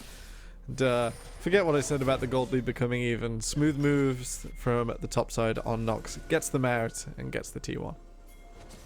Indeed, Nox retaining the gold lead despite losing the kills so far. Fidel sliding in onto Ruggers and Jamsu, firing that Mantra Q as well for a bit of extra damage, though they might just look towards the dragon now they've taken control. Can do a tempo TP here, seeing as we have priority in bot lane for Nox is possible. I think it's likely ill-advised unless they're willing to commit. Top lane as well, which doesn't look to be the case. Teddy here, just trying to challenge Adamorodo at the cost of a wave. Is it worth it? It's your decision, viewer. Probably not. Yeah, it does have the Sunderer. And there's still no ult. Long lane. There's no ult, there's no flash. I don't know how Sion gets away from the hookshot. The stun is there, and he's just chipping away at the tree that is Sion. Gets the kill for himself. I guess the Sunderer, definitely the axe of choice. As the long lane rewards Teddy. And will allow Adamorodo to be a little more punished. Divinus is in combat here. Godtur is arriving. The Solar Flare goes wide. Yeah, ults have been traded. In comes Diana, but here's the whole team from Nox. It's 5 members piling on top of the London Academy bot lane. They will finally find 2. Nice little tower aggro juggling there, and it took a lot of members, but they got the job done. They get the job done, and most importantly, they get some more plates just before the deadline at 14 minutes in this bottom lane. I'm not sure how I feel about Ruggers blowing all of their summoner spells, as those now won't be available for Dragon the 3rd, even though it is a Cloud Dragon. So Nox probably not too worried, but in a whole team that pushes R, maybe should Yeah. be worried as we see some LDNA players ping all 5 ultimates. that's the classic solo queue ADC. After they've just died, look at how many buttons they had to press to kill me. I hope you guys were doing something. I believe they did get a couple of plates in the mid lane for Fidel and Furu, but besides that, it's just gonna have to be a bit of a sag for Rushix down there. You mentioned the Cloud Souls, of course, the Cloud Dragons helping Nox press their R buttons, but for London Academy, I feel like Rushix, he wants as many of his own ults as possible to try and get away from those buttons. Oh yeah, it could really matter to bring that window down in which Nox can attack Xayah with 0 chance of a Feathers Fly instead of just the 1. As we saw the sequencing there, the Solar Flare went first, got the ultimate out, and then between Paranoia and Diana, so Nocturne and Diana, they just managed to absolutely decimate the AD carry from LDNA. It will be a story of whether that can be repeated over and over again. With some of those summoners missing at the next dragon, it might be more difficult for Nox than one might think. It does seem like they have been trying real hard to shut Rushix down. Divinus is going for these engages quite a lot. They've had jungle pressure. We just saw them commit the double solo laners down for that play as well. So they're really trying to get their bot lane ahead, but it's not really quite working. The scores are still basically even. The CS is still basically even. So Furu is down here now to maybe try and push it back in London Academy's favor, but with the amount of time Nox is spending down here, I feel like they'd want to get more. Potentially, we do have to remember that LDNA's only late game sort of hope, as we mentioned, the Azir, not the solo carry he used to be, is this Xayah. Xin will eventually fall away. Adamowodo will do Scion things, but maybe not enough to 1v5 a team with such great backline access. So keeping this Xayah stabilized, sort of a theme of the game, may not be the worst idea for LDNA here. Exactly. They have got that bot lane tower down. Their own is pretty rickety, as is mid lane, but they have evened up the tower score for now. As we can see, Admoado still holding on to that weak side Dream in the top lane. A lot of support coming towards him now. We might just see the lane swap.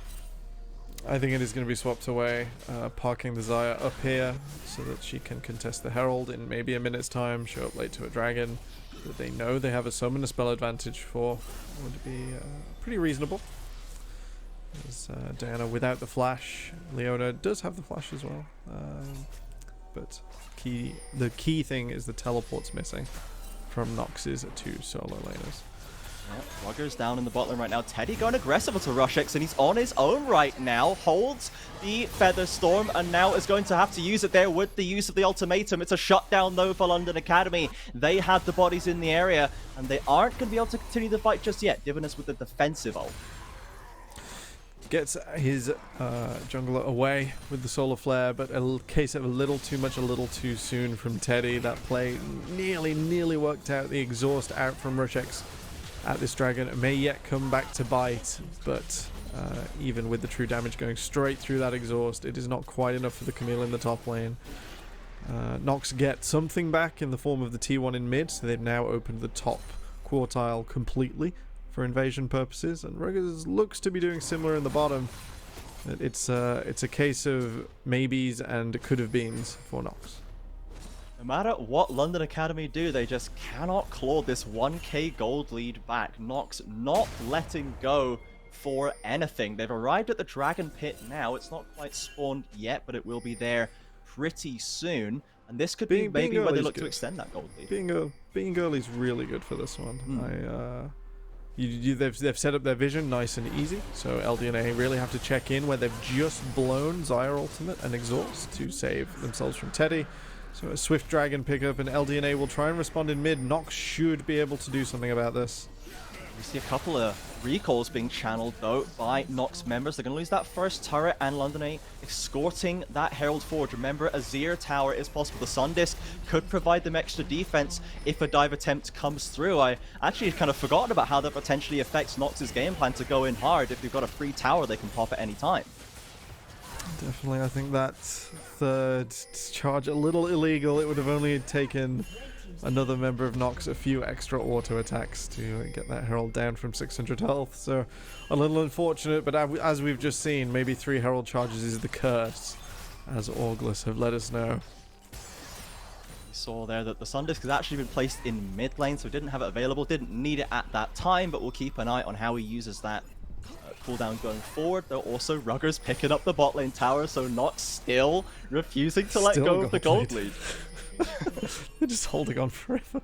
You just can't do it somehow. It's just not logically possible in this universe somehow. But they have a bit of a fight brewing on the top side jungle over this red buff of all things. Down comes the Paranoia, and I believe it was picked up by Nox. Yes, you can see it on Godtur there. But Fidel is completely on his own and stunned out of the slide. There's the shutdown for Teddy. Huge props to Sniper Divinus taking the Solar Flare there. That just means that Fidel won't even have time to call in his army, and the Shurima Shuffle not be able to get him to safety. That's something we sort of see with the Azir a lot. We've mentioned it's hard to choose, you know, when to use your ultimate and how to be defensive when you aren't CC'd, but if you are, incredibly vulnerable. Now see London A choosing to group up on the bottom side, trying to get a little bit of a counter push going. They've got the wave up to the tower. Rest of Nox currently clearing out the mid wave. They could look for a collapse of their own though here. And all of their dive tools, bar the Nocturne ult, are almost there. They actually don't have the Leona ult just yet, and I think London A realize it's a bit sketchy and they speed themselves to safety. It is a bit much. This team composition from Nocta does not have great wave clear, so props to LDNA for attacking infrastructure, attacking towers, where they keep getting away with it, even if it is a little tenuous at times.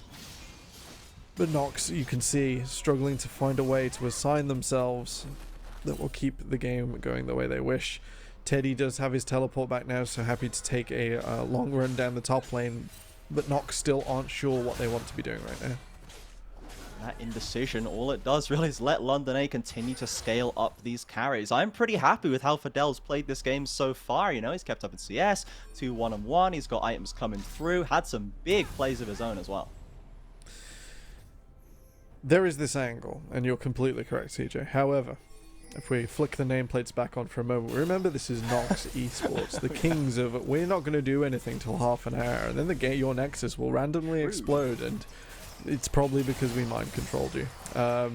Nox so good at this calm and controlled style where they take minimal risks and then spike on one clear advantageous point. And with Baron up now on the map, with a Dragon Soul point to be gained in a couple of minutes, in 1 minute 30 seconds, they can start looking for these picks. They can start looking to use that backline access they've drafted. Godtur's Diana is starting to look scarier and scarier by the moment. It hasn't quite picked up the Mythic and is already dealing a considerable amount of damage. So with them removing vision around the map and taking things slowly here, I think we're going to see a quick transition into Nox trying to make a pick, trying to use this backline access, and then go a step further and a step further until the Nexus falls. Absolutely, and to be honest, I'm probably looking towards Divinus to try and make that happen. He seems to always be the spearhead of the Nox plays. They do also have the Nocturne, of course, which is very long range, but somehow it's always Divinus on the front lines making it happen. He was the one catching Fidel. He was the one leading the charge on bot lane. This is just, you know, part of the reason I think Nox looks so much better after those first couple of weeks. Not to be too harsh on the previous support, but Divinus, I think, is just really activating the team and letting them let them play together so much better when they're following all of his plays as one. He's doing a fantastic job role playing, and when your opponents have all of these defensive cooldowns, any burnt to respond to Leona instead of a carry are not wasted, but pretty close to wasted. And Divinus, knowing this and playing up and making his opponents nervous by getting up in their face, is doing a great job at making London Academy's win conditions and goals become just that little bit more difficult. They do start up the Cloud Dragon, and here we go.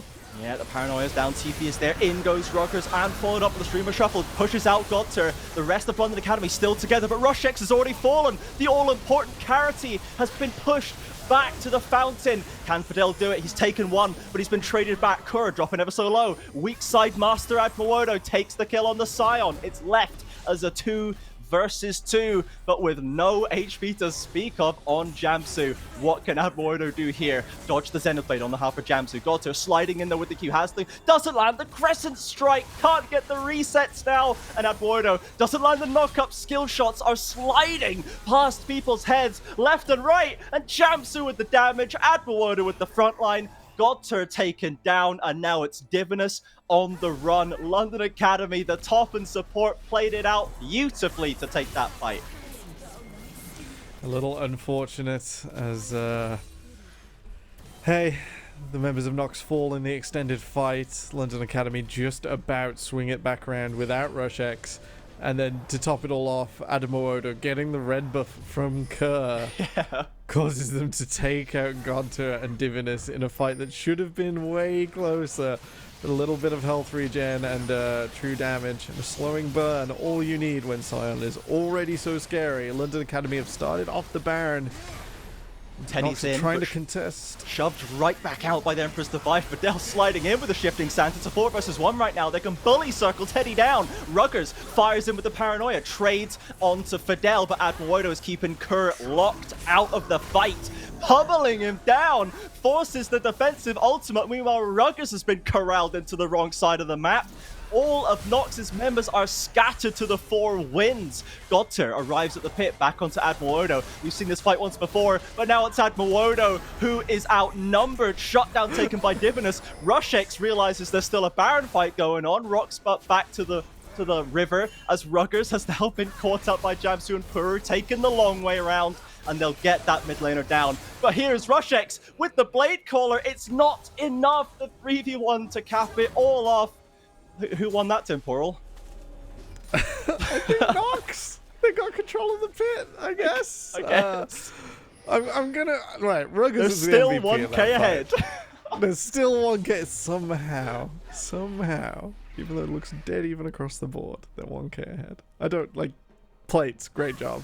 I'm not sure exactly how. Like, you've killed more cannon minions. Ruggers led the entire LDNA team. Like, get your Benny Hill music out. Led them on a magical journey around the map. Cosplayed Bard for a while, and while pulling them so thin, the remaining members of LDNA trying to hold the Baron pit, which was the objective there, don't get me wrong. Getting picked apart one at a time. Nox don't rush things. Divinus does not give Adamowodo a chance with the solar flare. It's like, oh, hang on, Sion's getting kind of low, but he's not dead yet. Nope, extreme prejudice, burn him down. Yep. Duh. With that, like, burning presence, Nox take control of the Baron pit once again, and would you look at that, 5 R buttons ready again. We're probably going to see it really soon. Just a quick repeat. Crazy how that's gonna go down. I imagine you are right, Temporal. Though let's take a look at anything that has changed so far. We've still got the gold lead. That's never gonna change, it seems. But there are some more items coming in now. We've got Serpent's Fang for Kerr on the Kai'Sa, and we have second item completed for Teddy. But on the top side, there's a Thornmail on there for Adamowodo. Doesn't seem to be helping him too much, but he is at least able to walk away safely. Only just. It looks like this is going to be Teddy's spike time with the Sundera completed, with the Hydra completed. Able to push Adamowodo all the way under the tower. Start to cause grief. And with that true damage coming through, it does mean that Adamowodo is on a clock to clear his waves. Otherwise, Teddy will have priority. Will be able to move away. Such incremental true damage. It's coming through chunk by chunk, but it's thousands at a time. Oh, but is it in time? Fidela's there and the knock-up sliding in. It's gonna be a trade at least. Though Nox pressing the go button in the mid lane. They've caught Jamsu, and it's a huge amount of damage being pushed back. Rushex trying to do what he can. Puru dashes in, but it's a 2 versus 4. It's such a risk. Fidel sprinting back over to mid lane to try and help his team out. Teddy there achieved one of the most important win conditions for a top laner way back in the day, way back in Season 2. It's things that the weak side top laners are designed to achieve. It is drawing pressure. It is making your opponent come to you in a disadvantageous position. And as soon as Nox see the LDNA commit 2 to bot and Adam falls, they forget Teddy, they know he's gone, and with that, they take an advantageous fight in mid, and they get onto the Baron. They can trade this for Cloud Soul. It's completely fine. This probably solves some of their sieging and wave clear issues. They should look to break a T2 with it. Certainly will. It's going to push the gold lead finally up to about 3k now for Nox. But now we're at 27 minutes, and these kind of numbers just start to mean less and less the later we go. So it's been traded for the Cloud Soul for London Academy. They now do have a little bit of ult cooldown. They've got some movement speed extra in the fights. Is this the kind of thing that's going to matter at any point, or is it really just kind of a bonus? I think it's a bonus, but when that Camille is looking down, her next item looks like the Star Axe will be coming through real soon. We're going to have a time before that gold becomes meaningless where Teddy can pick on whoever he wants, and it looks like he's about to pick on Fidel. Fidel is getting the two-man fight right here, and because he used the ult early, Paranoid just slides straight over it. It's an easy 2v1. Easy 2v1 indeed. That is something we mentioned, not being able to save the wall for everyone. That means with a committal of 2 ultimates in bot away from the Baron, Kerr and Divinus in the mid lane can take this 2v3, keep the minions where they are. 3 members have to remain from LDNA, and that gives Ruggers and Teddy so much agency onto this bot side. They can go as deep as they like here, maybe even set up for a deep flank. Yeah, they're still pushing the spot lane wave, and Admoado is on the top side trying to get that crashed into the top side, but at what point does he have to come back? He's recalling now. Ult lands onto Rushix, forces the Featherstorm to keep him alive. He will live, but that's very, very scary. Fantastic patience from Rushix, realizing that if he blew the ultimate there, the follower would be too much. But at the same time, respecting that Divinus is burning cooldowns, and that if he didn't use the ultimate at all, he would have fallen. That's props to Rushix for doing the best of a bad situation, but let's face it, Nox knew that and forced out a large cooldown. The next fight is looking pretty dicey. Ruggers' paranoia is coming back up. Hextech ultimatum just refreshed. Nox can look to rinse and repeat their solution and pick off someone either in the side lane, either in the middle. They have to make the most of this Baron. This is what we want to see out of London A's late game carry Rushix, making the good decisions and being able to pump that damage out, but how important is it gonna be? As you say, there's so many options coming at him, and it's really looking harder and harder for London Academy to keep this game in hand now that the goals has finally been extended. The Baron, it must be said, hasn't really achieved too much, so maybe they will get another shot at the next one. Just one T2 and then a little bit of HP on middle. So they did break a T2, which is like the must-do with a Baron at 25-ish minutes. You gotta really push your opponent out of some of their jungle or break infrastructure and extend the gold that you get from Baron that little bit further. Nox have done this, only just. They have done this. In the next few minutes, we've got to see another setup that favors their now returned summoner spells. Matching TPs when you can draw so much pressure should be advantaged for the team with the gold lead. Fidel now once again in a side lane, and Teddy and Ruggers are there waiting to pounce. But I think Fidel has learned his lesson. He's hugging the tower now. He's not going to fall for it again. I suppose the clue should be God Tier in this side lane, as Diana clips waves fantastically, but that surely means that Ruggers is right behind Teddy, and that you are in danger no matter where you go. Yeah, we now see London Academy, they've moved over to the Baron, trying to take a little bit of control of this pit, and another factor that will be coming up potentially before too long is the Elder Dragon, which, you know, given how hard these teams want to fight against each other, could be very pivotal if the game even lasts long enough past the next Baron. These fights are so explosive, it's hard to say when the game's just going to up and end. With both of these objectives coming up at the same time, we have an interesting dilemma, especially for LDNA, who have to have a bit of vision coming in, even if it's wiped away by paranoia momentarily. They have to know where they can tread safely to set up an objective. Otherwise, a little bit of vision on both sides from Nox gives them access to dive towards both objectives without necessarily having to do the hard setup on both sides. That makes LDNA's job just a little bit harder. And they do have control wards around this top side, but they've got to make a decision in 1 minute and 30 seconds. Otherwise, they're going to be caught between a rock and a hard place of Elder Dragon and Baron. And Nox have all the tools to find them. Indeed. Look at how scared Fidel is to walk past the inner tower. They can never really get the waves under control properly. They can't stray into a shred of darkness for fear of the two-man Ruggers Teddy squad, possibly Godter as well, maybe even Kerr, the whole team falling down on their heads. And at some point, they're gonna have to set foot out into the river for one of these dual objectives. But Nox, with all of the cards right now, let's see how they play it out. There is the other side to this as well. In a minute's time, one of these objectives must be taken in the Rift Scuttler here for Nox. Is going to make that just that little bit easier. Dragon now unapproachable without giving away some vision for LDNA. There is the straight 5v5 fight after. Now, earlier in a fight, we saw Kerr and Rushix fall quite quickly. That was for Adam Awodo to mop up. Now with the Serpent's Fang and Lord Dom's completed, Kerr can start cutting away at these large armor targets, can start playing through Puru, play through Adamoda. That extra threat just means that LDNA's front to back fight also not as strong as you would expect just looking at it on paper. Ruggers, it's got the deep flank. Teddy's going to show on the wave. LDNA are starting to get pulled apart and they must choose. Yep, Teddy is not quite sure what he wants to do right now. Heading back towards that bot lane tower. He's going to start pushing up this way of London. They've strayed back towards the river. Rugger still holding position. Divinus as well, looking to try and pincer them if they go for this. But Teddy, he's hit the bot lane tower. He's going to start collapsing these objectives, and London Academy have to press go. The TP is in. The paranoia is down. Admirorder on the side though, but he's away from his carries. Ruggers flies forward along with Teddy, and Kerr killer instinct. Can he find the kills he needs? Doctor gets the first onto Fidel, but is this fight going down? Nox, finally, they start to pick off the targets, and London Academy are shredded in that river. Now the TP can come back to the wave, and this might be it. Bit of supportal combat to finish off, but Nox identified what they needed to do, cause a little bit of confusion, and get Kerr into a favorable position. Rushex falls to a Kraken Slayer empowered crit, and that will be all that was written for London Academy. Unfortunately, Nox get to play their style, their game, and God, does it look good.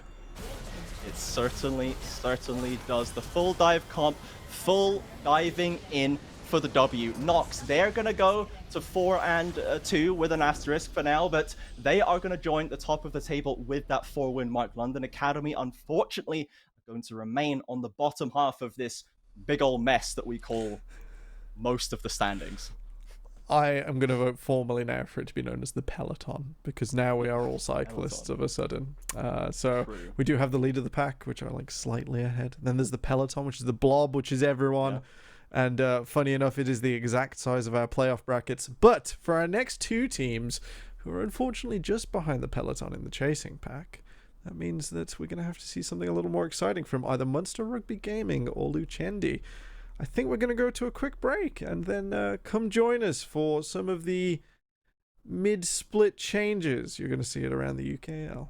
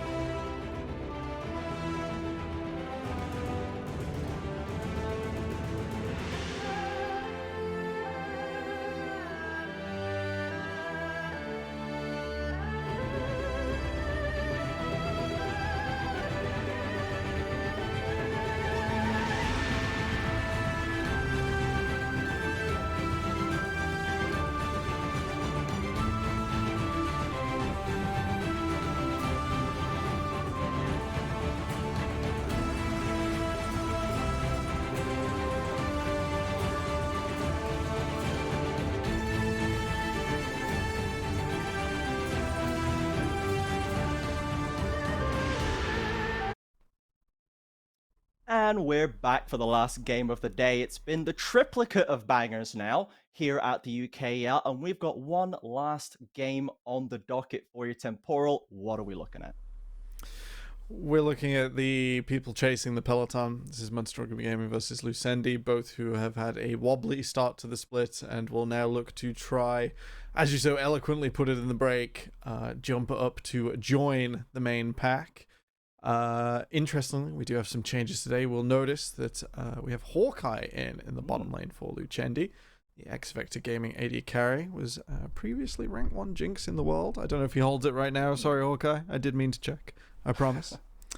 Joining their recent addition in the mid lane for their first victory, Composites. They go up against the unchanged Munster Rugby Gaming lineup, who, while they haven't looked completely without hope, have struggled to get wins on the board so far. Exactly. Both of these teams really have not been able to find their footing just yet to keep up with a very competitive midfield, as we have seen, though there is plenty of time to still make up that ground. And that's kind of what I'm looking at this game as today, is a bit of a tester to see if either of these teams can hang with the top 6, I guess we should say. And as put in the pregame before game 3, there's playoffs and there's relegation. There's top 6 and there's bottom 2. There's no middle ground to sit in at the end of a season. You've got to be fighting for the gold or you're going down to relegations. And it's really odd that it's just carved out so perfectly here in this mid-split catch-up. Now, of week 4, day 1, all 3 games so far have been pretty exciting for any tier of player. And the UKEL is really, really exciting. So I wonder if we're going 4 for 4. I think we are, honestly. I think that both of these teams are going to see that they've got to start getting aggressive. They've got to start getting active. They've got to go and grab it, right? Because that is really what Lucendi needed to do, and it's what they did to get their first win. And that's what Munster were trying to do versus X7 in the first 20 minutes of their last game. I'm seeing a bit more gumption, I guess, for lack of a better word, from both of these teams. They're now going to go straight up into each other in what is more of an even matchup, standings maybe power level wise, and it's really hard to call who's actually going to come out on top there. Both of them definitely showing signs of life, and we shouldn't discount them at all, despite their slight break from the standings. That means that we've got to be excited for them in the next few weeks. Whichever one grabs a win here gets one step closer and will be one win away from that main pack, and then the other shouldn't really give up either. Even at halfway, we saw a deep run from Munster Rugby Gaming last split, just falling short of escaping the relegation matches. But that sort of thing can easily happen again if we have a slightly shakier second half from any of the main pack teams. No one is safe just yet.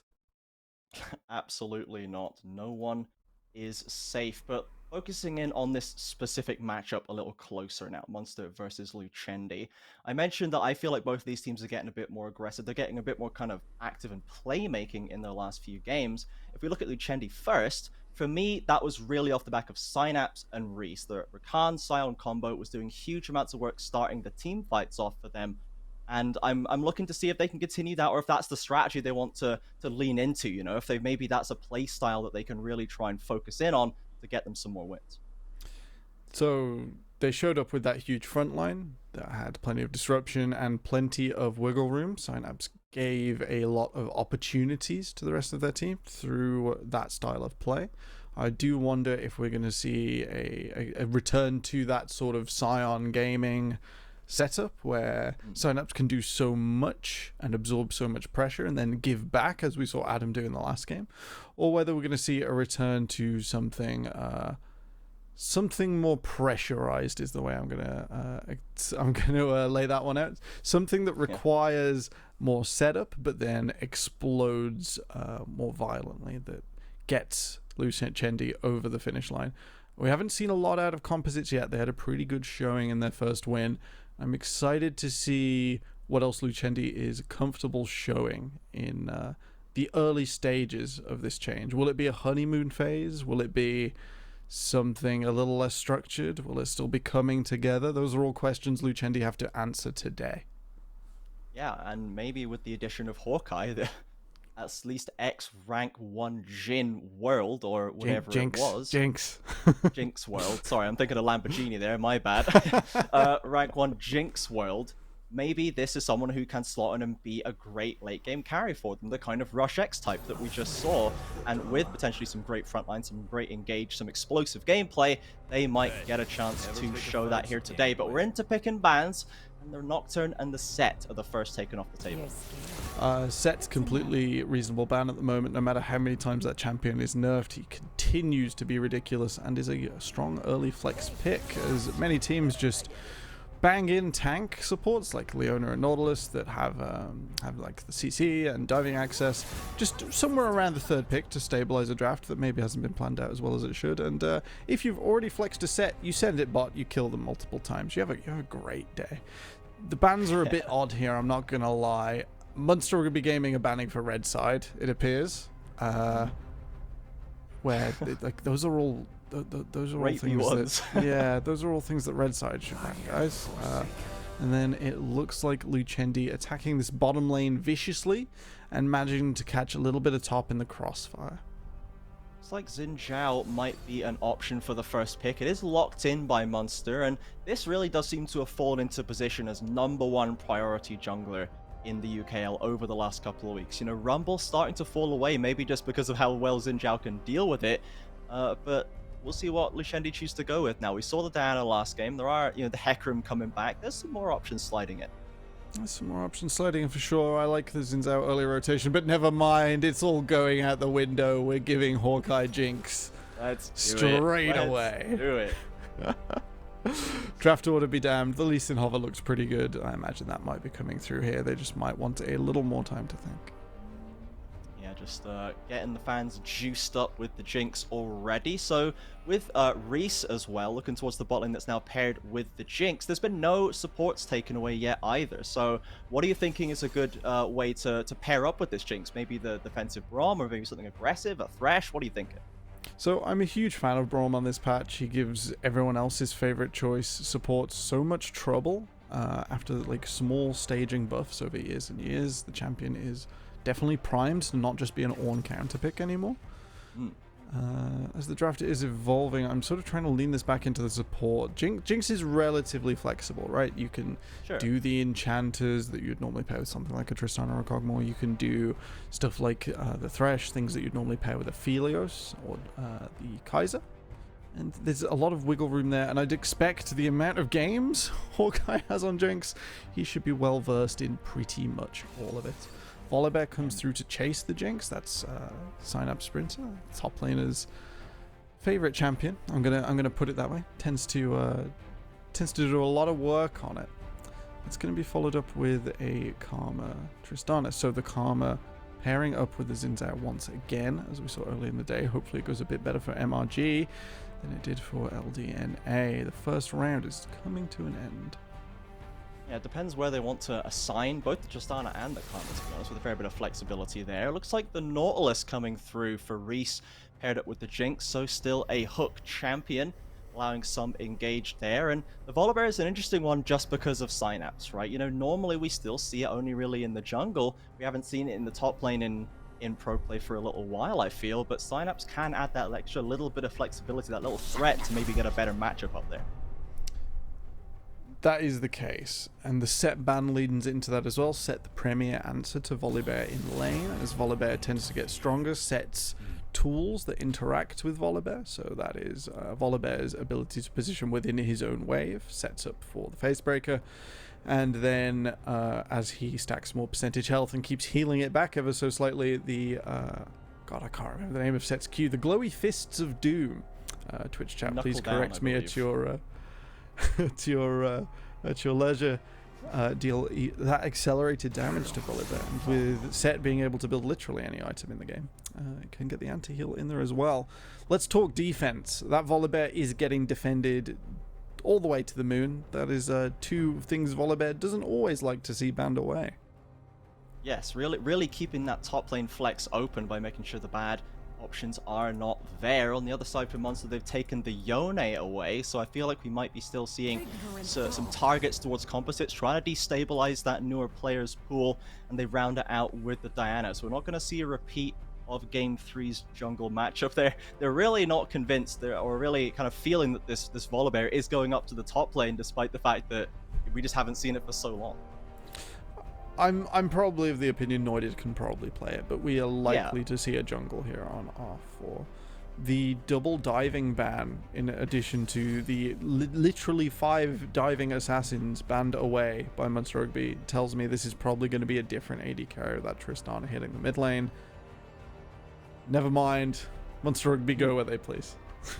Yeah, Composites is going to take the Silas, I assume, though of course that could also go in the top lane. The flex picks really do make this stage of the draft pretty difficult, but the Braum actually snapped away by Munster, so they're going to take that down in the bot lane, and this, I assume, locks the Tristana into Kevinman's hands.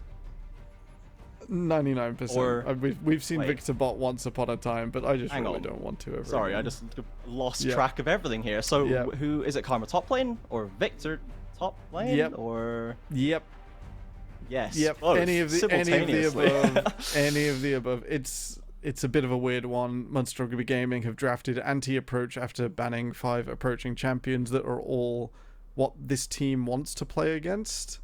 So I'm very confused about what they thought was going on in this game, or this draft so far, as Lucendi were setting up a composition that needs a front line, and sure, could have been paired with divers, but there is no need to ban 5 unless you really, really fear composite on those 3 champions, and then maybe Noided and Synapse on the others. But it is unclear what they thought they were going for there. Wukong walked in for Synapse. This is a full throwback. While Volibear might be his favorite champion, he played a whole bunch of Wukong last summer. That was a bit of a throwback in the UKEL. So we're returning to one of my favorite periods in UKEL history, where Wukong is in every game, and Hawkeye hopefully is going to end up dishing out tons of damage. I do love a bit of a Wukong, gonna be honest, and it turns out that Volibear didn't even go up to the top lane. It's the Wukong instead. So as you imagine, Noided, I'm sure you can play Volibear, not necessarily the most skill-expressive mechanical champion, but can still be highly effective. So into the Xin Zhao specifically, you think Volibear has a high skill ceiling? High burden of decision making. Sure. That's the way I'm mechanically gonna phrase though. Yeah, like using Q resets, keeping everything in time, auto canceling. Yeah, like you're right that the flashy bits aren't the most skill expressive, but I think Volibear is harder than. They are certainly Pog.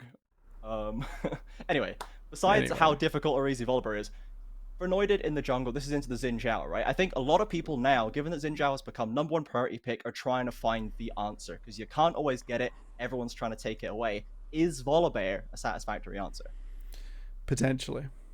Volibear likes his 1v1s against these melee either assassins or tanks, because the tanks he'll overheal in a longer trade pattern through repetitive Ws, repetitive bites, and he'll just take a chunk out of them. In the 1v1, it gives him enough time to survive in tandem with potentially the ultimate, potentially the Sky Splitter coming down, to buy him enough time to get that small unit fight going the way he wants, to call his laner over. Again, the burden of decision making often falls on the Volibear player. They have great tools and great power, but with great power comes great potential to whiff and lose the game on you. Unfortunate. We'll see if Noided can handle the pressure. And you mentioned that he needs to be calling the laners over perhaps to assist him with these fights. Is he likely to be able to have a friend to help him in this game? I'm trying to remember actually what the mid lane matchup is. We have Wukong up in the top lane for Synapse versus Karma, so he's going to get shoved in most of the time, I'd imagine. It's pretty hard for Wukong early on, yeah. Karma definitely has that little bit of range that's just annoying, but then when Wukong gets going, oh boy. Oh boy. Yeah. And then mid lane, who is Composites playing this game? He's against Victor. He is. Silas. Okay, so he's got a Silas into Victor. So is Noided likely to have any help here, I guess, from either the support or either the solo laners, or are they going to be being pushed around too much? Early doors probably pushes a little bit faster than Victor. The empowered E and everything after it, Victor just pushes so much faster.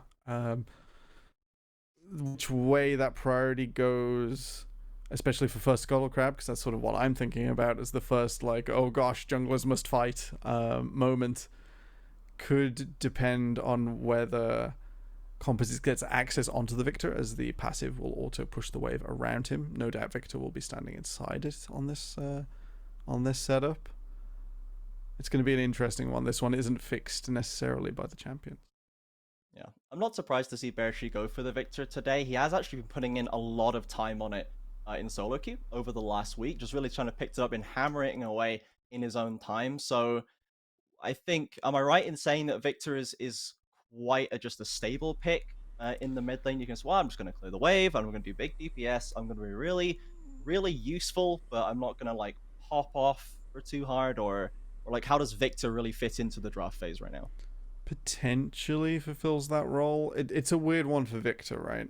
He, especially in the most recent season, has fulfilled the role of anti-approach. You'll sometimes see it into Orianna, and sure, he loses the lane against Orianna, and if you don't agree, I don't know what to tell you.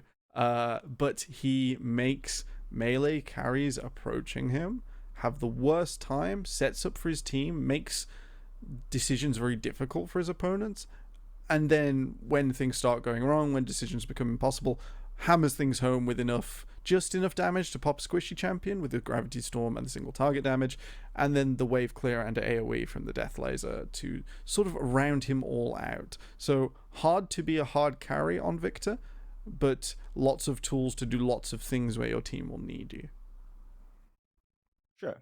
Maybe is a good point for Berchi and for Munster so far. They have got the Tristana locked in again as well for Kevman, so they do have a great kind of late game scaler to do the majority of the damage as it goes forward.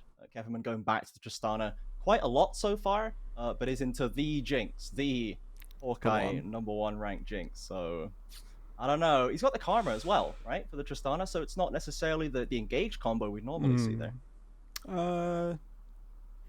Not the one you'd expect. Oh, no. Nautilus is going to have a rough time against Braum.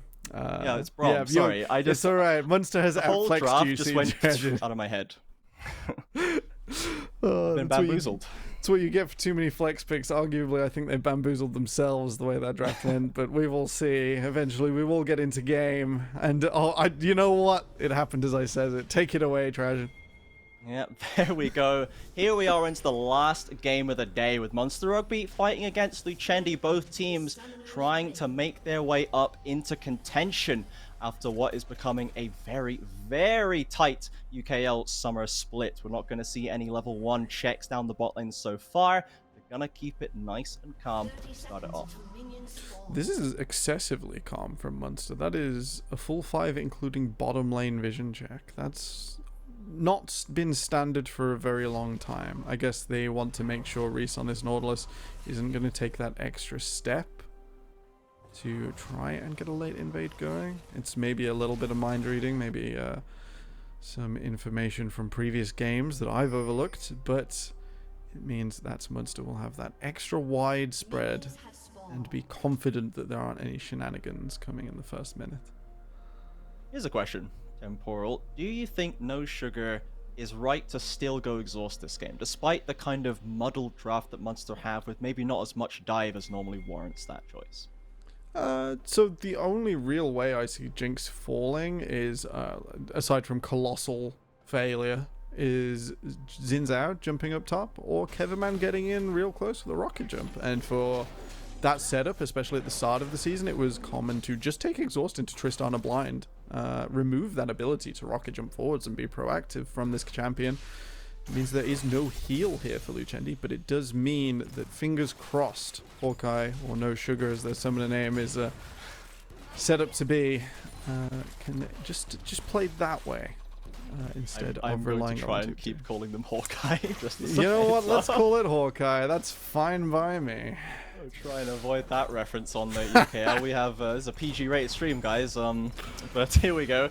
So we do have these lanes now clashing, and level 2 will be approaching fast with that Jinx Rockets clearing out that back wave quick shot.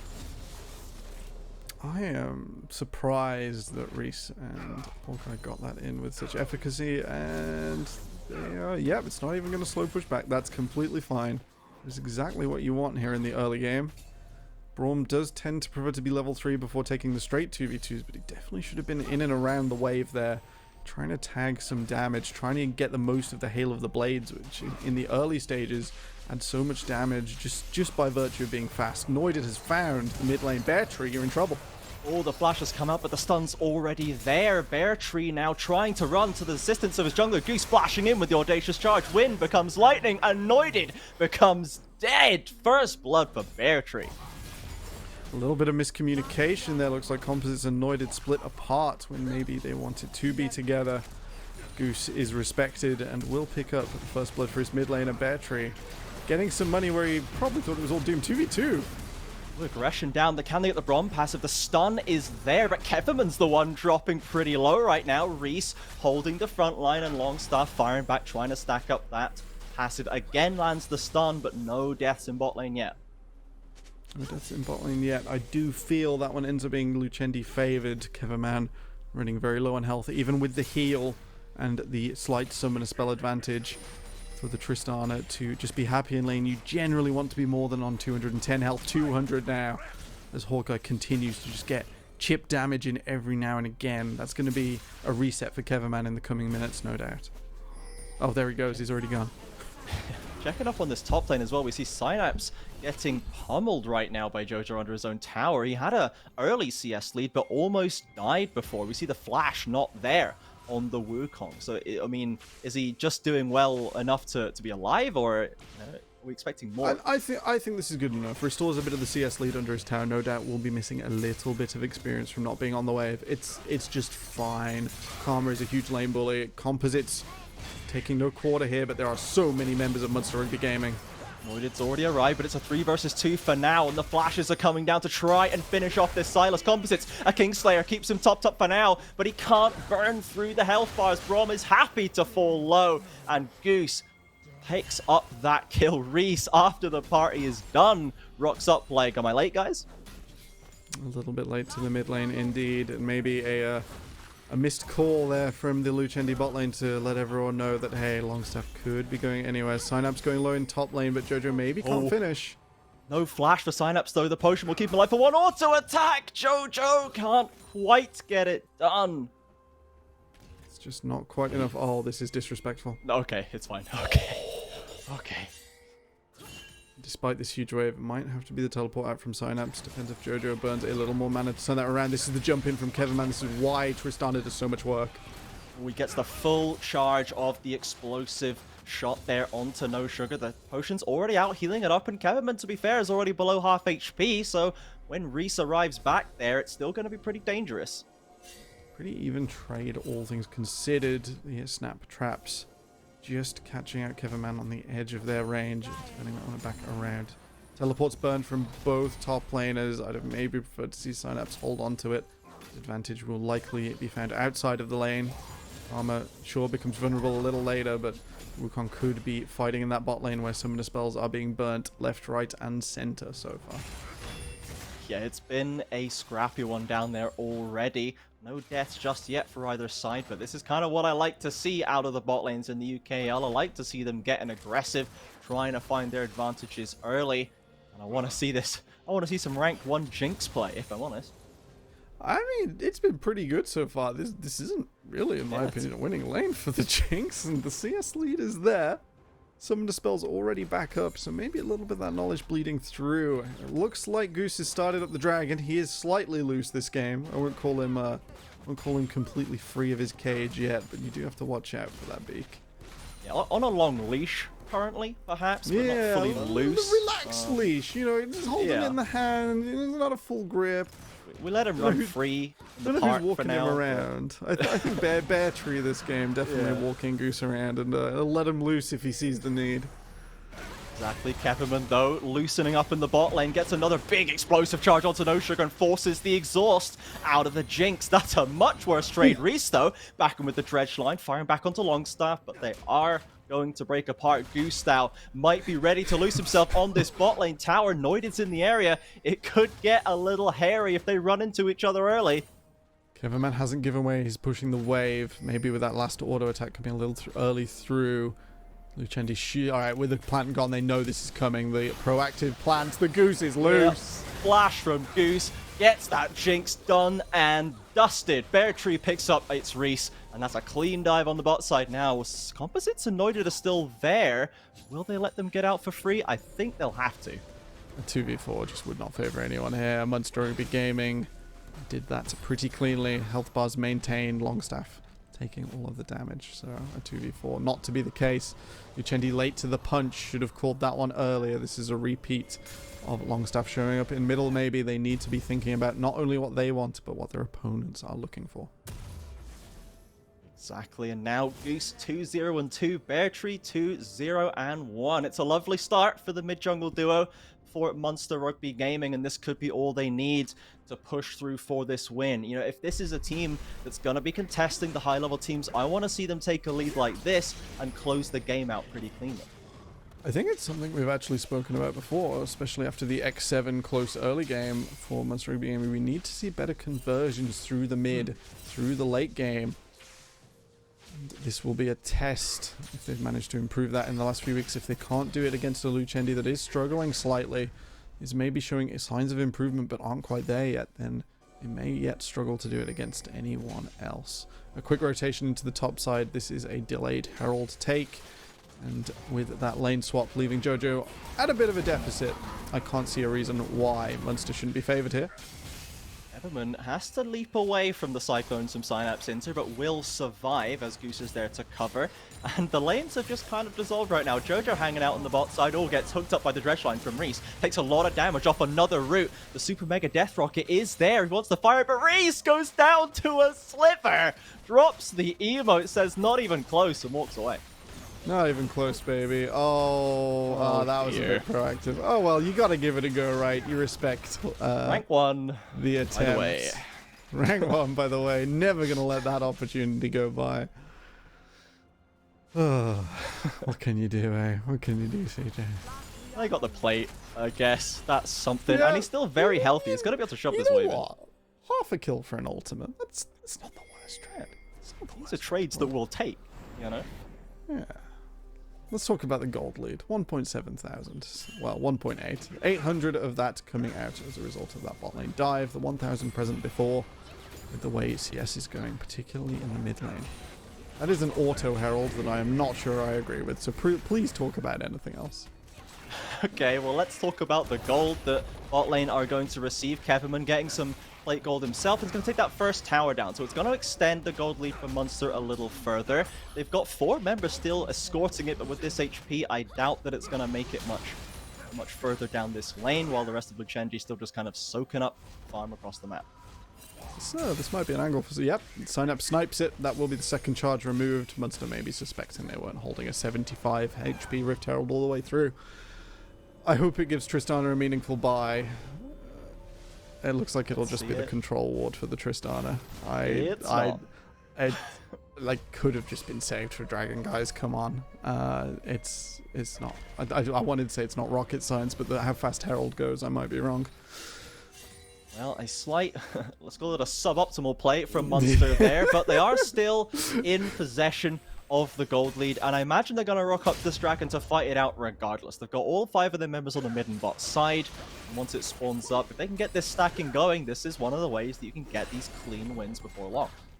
Before long, indeed, if you leave nothing on the map for your opponent, and you don't have to do the classic gold for dragon trade, and you take everything and give nothing back, you're definitely advantaged no matter the situation. Otherwise, will be mid and pushed out. Bear Tree is at that phase in the game, no doubt, where they can just throw a death rocket or a death laser on cooldown.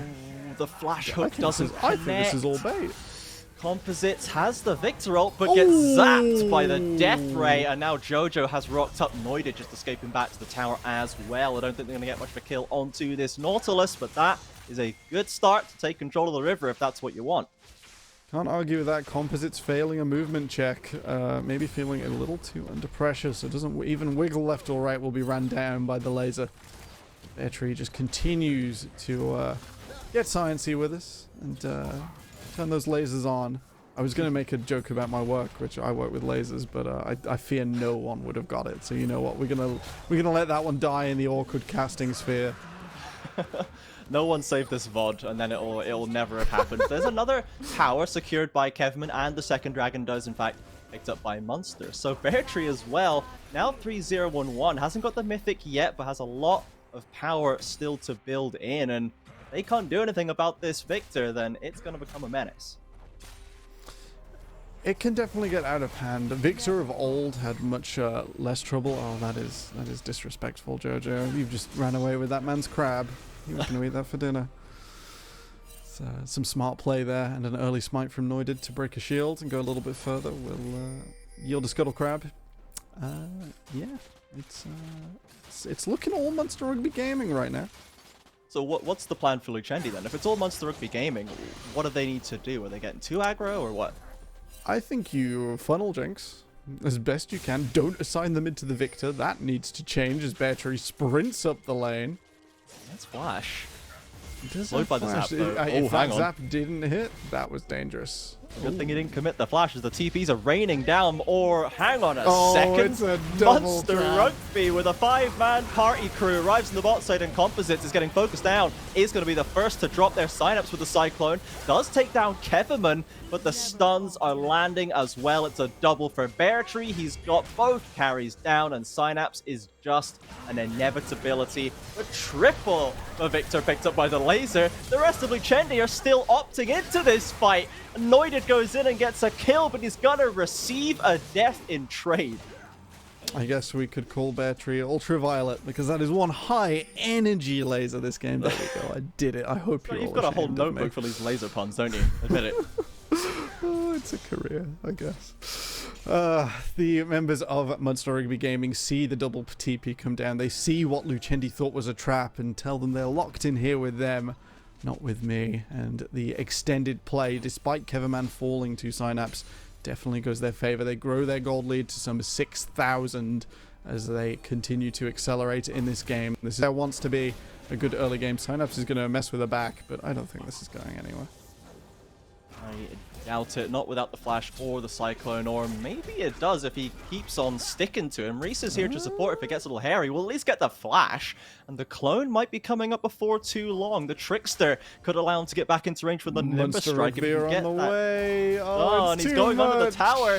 Synapse slowed, and Jojo here for the support, and it's going to be one dead monkey. Jojo picks that kill up, and that chase was about Desperate. half a mile too long. Desperate as anything. The members of Lucendi must not lose their cool and identify their win condition, despite the Silas not being online, despite Volibear being slightly disadvantaged. Their utility is still in place. The Wukong ult is still there. Silas can still summon someone for a relatively long amount of time. Composites, this is risky.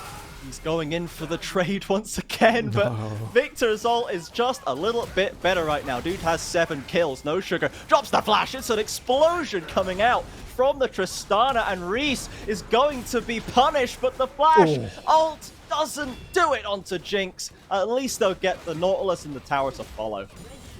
I guess that's what we see the exhaust for, minus the support falling, unfortunately, as well. Keverman still able to make this play forward. Synapse is off respawn and doing it again. He's back in with Noided again, but it's another 2 versus 4. Guys, Lucendi fraying at the edges, coming apart before our eyes, and Munster welcome it. It's just a bit of an easy time for Munster. A lot of overextension for just what is Longstaff on 200 hit points. It's not worth your cooldowns. It's not worth your time. And for Lucendi to still be taking these, I think we've got a long way to come, even from their victory last week. You replicate that once again. Yeah, I honestly don't even know what to say about Munster after this game, because this doesn't seem like they're really being forced to do much, you know? Lucendi are just kind of crumbling in front of them and just spilling into their lap. It's not a good look. Bear Tree, I guess, is performing admirably and is not getting hard checked by Composites on these desperate engages, but when you were looking to play the side lanes with stuff like the Wukong, when Silas should reasonably be a side lane threat here, he isn't. He's lower level than the Xin Zhao. Goose is well and truly loose at this stage. We will see if we get a honk pun in anywhere later. But the way to turn this around plays directly into Victor's hands, where you have to approach, you have to try and take out this main roaming unit from Munster Rugby Gaming in a surprise spot. You have to turn your disadvantage into their comfort and their comfort into a disadvantage. Unfortunately, I think this is probably beyond the reach of Lucendi. Noided. That looks so low key. You can't go in there, my friend. Just chill out. You need to try and find a rotation. It's probably going to be closer to Baron at Baron spawn now. You have to find a way through there. There is nothing to be found by this desperate play. It was the combo of Reese and Synapse finding the win against London United, and the team was all there to follow up on 5-man plays. That's where they found the success. Today, it's been very split. It's been not enough members, not enough follow-up, not enough numbers to get these plays to work out. So Lucendi, I think they've got to just recoalesce and reassess and try to make that work. Composites now sliding in, forces the Crescent Guard out of Goose, and the rest of Lucendi are here together, so that's something. It's something. I'd like to see Lucendi try and reinvent some identity this game. They had a clear plan to play around bot side. It wasn't executed, and now they are getting beaten by a wave clear machine. It's a little bit hard to sort of make this feel nice. Synapse is already in and out, and Composites gets locked up for to be the first death. I'm not sure how it happened, but I'm not that surprised that it did. It's getting real tough here. Composites clearly used to playing aggressively on this Silas pick. It is what the pick does well, but when things fall down, you need plan B, and that's a sign of a great player against a good one. The ability to play from behind and from ahead, and it looks like we're not quite there yet for Lucendi. Your engage comes through, but the Volibear ult can't even complete because he's already fallen down. No Sugar is dealing some decent damage with the rockets, and no one else from Lucendi will fall back to the fountain. Reese walking his way back, in fact, but the towers are still falling. The inhib will survive for now. Munster, maybe they've got their eyes on a different objective. Could definitely be a Baron angle here. Soul Point will be coming through at about 23 minutes. Munster have all the options in the world right now. They can do pretty much anything and do it with conviction. It is just their choice where to walk. Yeah, let's see what they opt for here as they all come off a fat reset. We've got Medjai's in the mid lane. We've got 2.5 items done on Keverman, 2 completed on Goose. Even Jojo's starting to stack up these cheap support items as well to buff up that team even more, and that kind of power differential just makes this so much harder for Lucendi to mount a comeback. I suppose we can talk items quickly. It is going to be a little bit of a lull state before Munster pull the trigger on something, and I'd like to see the Frostfang out from Jojo next, the support enchanter item for landing abilities, as you all at home may have noticed a bit of a CS differential in the top lane. Karma doesn't farm in the mid game, nor should she. That should be Bear Tree and Keverman's job. You play 2 carries for 3 lanes. And Keverman, just checking that exhaust. Yeah, just checking he's got the button. Lands right on a trap, but still gets that trade. Look how low No Sugar is after that late explosion from the Tristana E. First inhibitor's going to topple the second, I imagine, not long before it follows suit. But now the TPs are coming in, and Munster are going to have the last ditch effort from Lucendi on their hands, but Reese has already been absolutely popped, and Composites follow suit on the backside. Noided jumps in, but look at the health bars from Lucendi. They are just fizzling out one by one. The triple for Keverman and the double for Beartree. The carries doing the work. They'll knock down the towers, and Munster Rugby Gaming make an emphatic statement here against Lucendi. They will pick up another win and come just below the peloton we spoke of earlier, the main pack of UKEL teams. It's a fantastic performance here, tons of damage out from Beartree, and the struggles seem to be less, but for Lucendi, a bit of a sorry story. They will have to try and reinvent themselves for next week.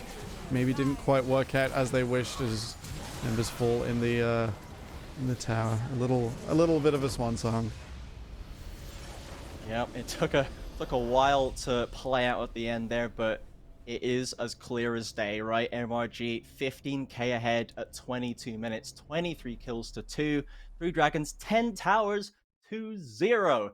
It was a domination by them. And I think at least what we can say, I know I had my questions earlier on, what can we even take away from Munster after such a strange game that they were presented with? But as you said, Beartree stepped up massively. When the opportunity is in front of him, he will absolutely destroy you and he will push through. He will not give you a second of quarter, and was a huge factor, I think, in just controlling that mid lane and controlling the rest of the game.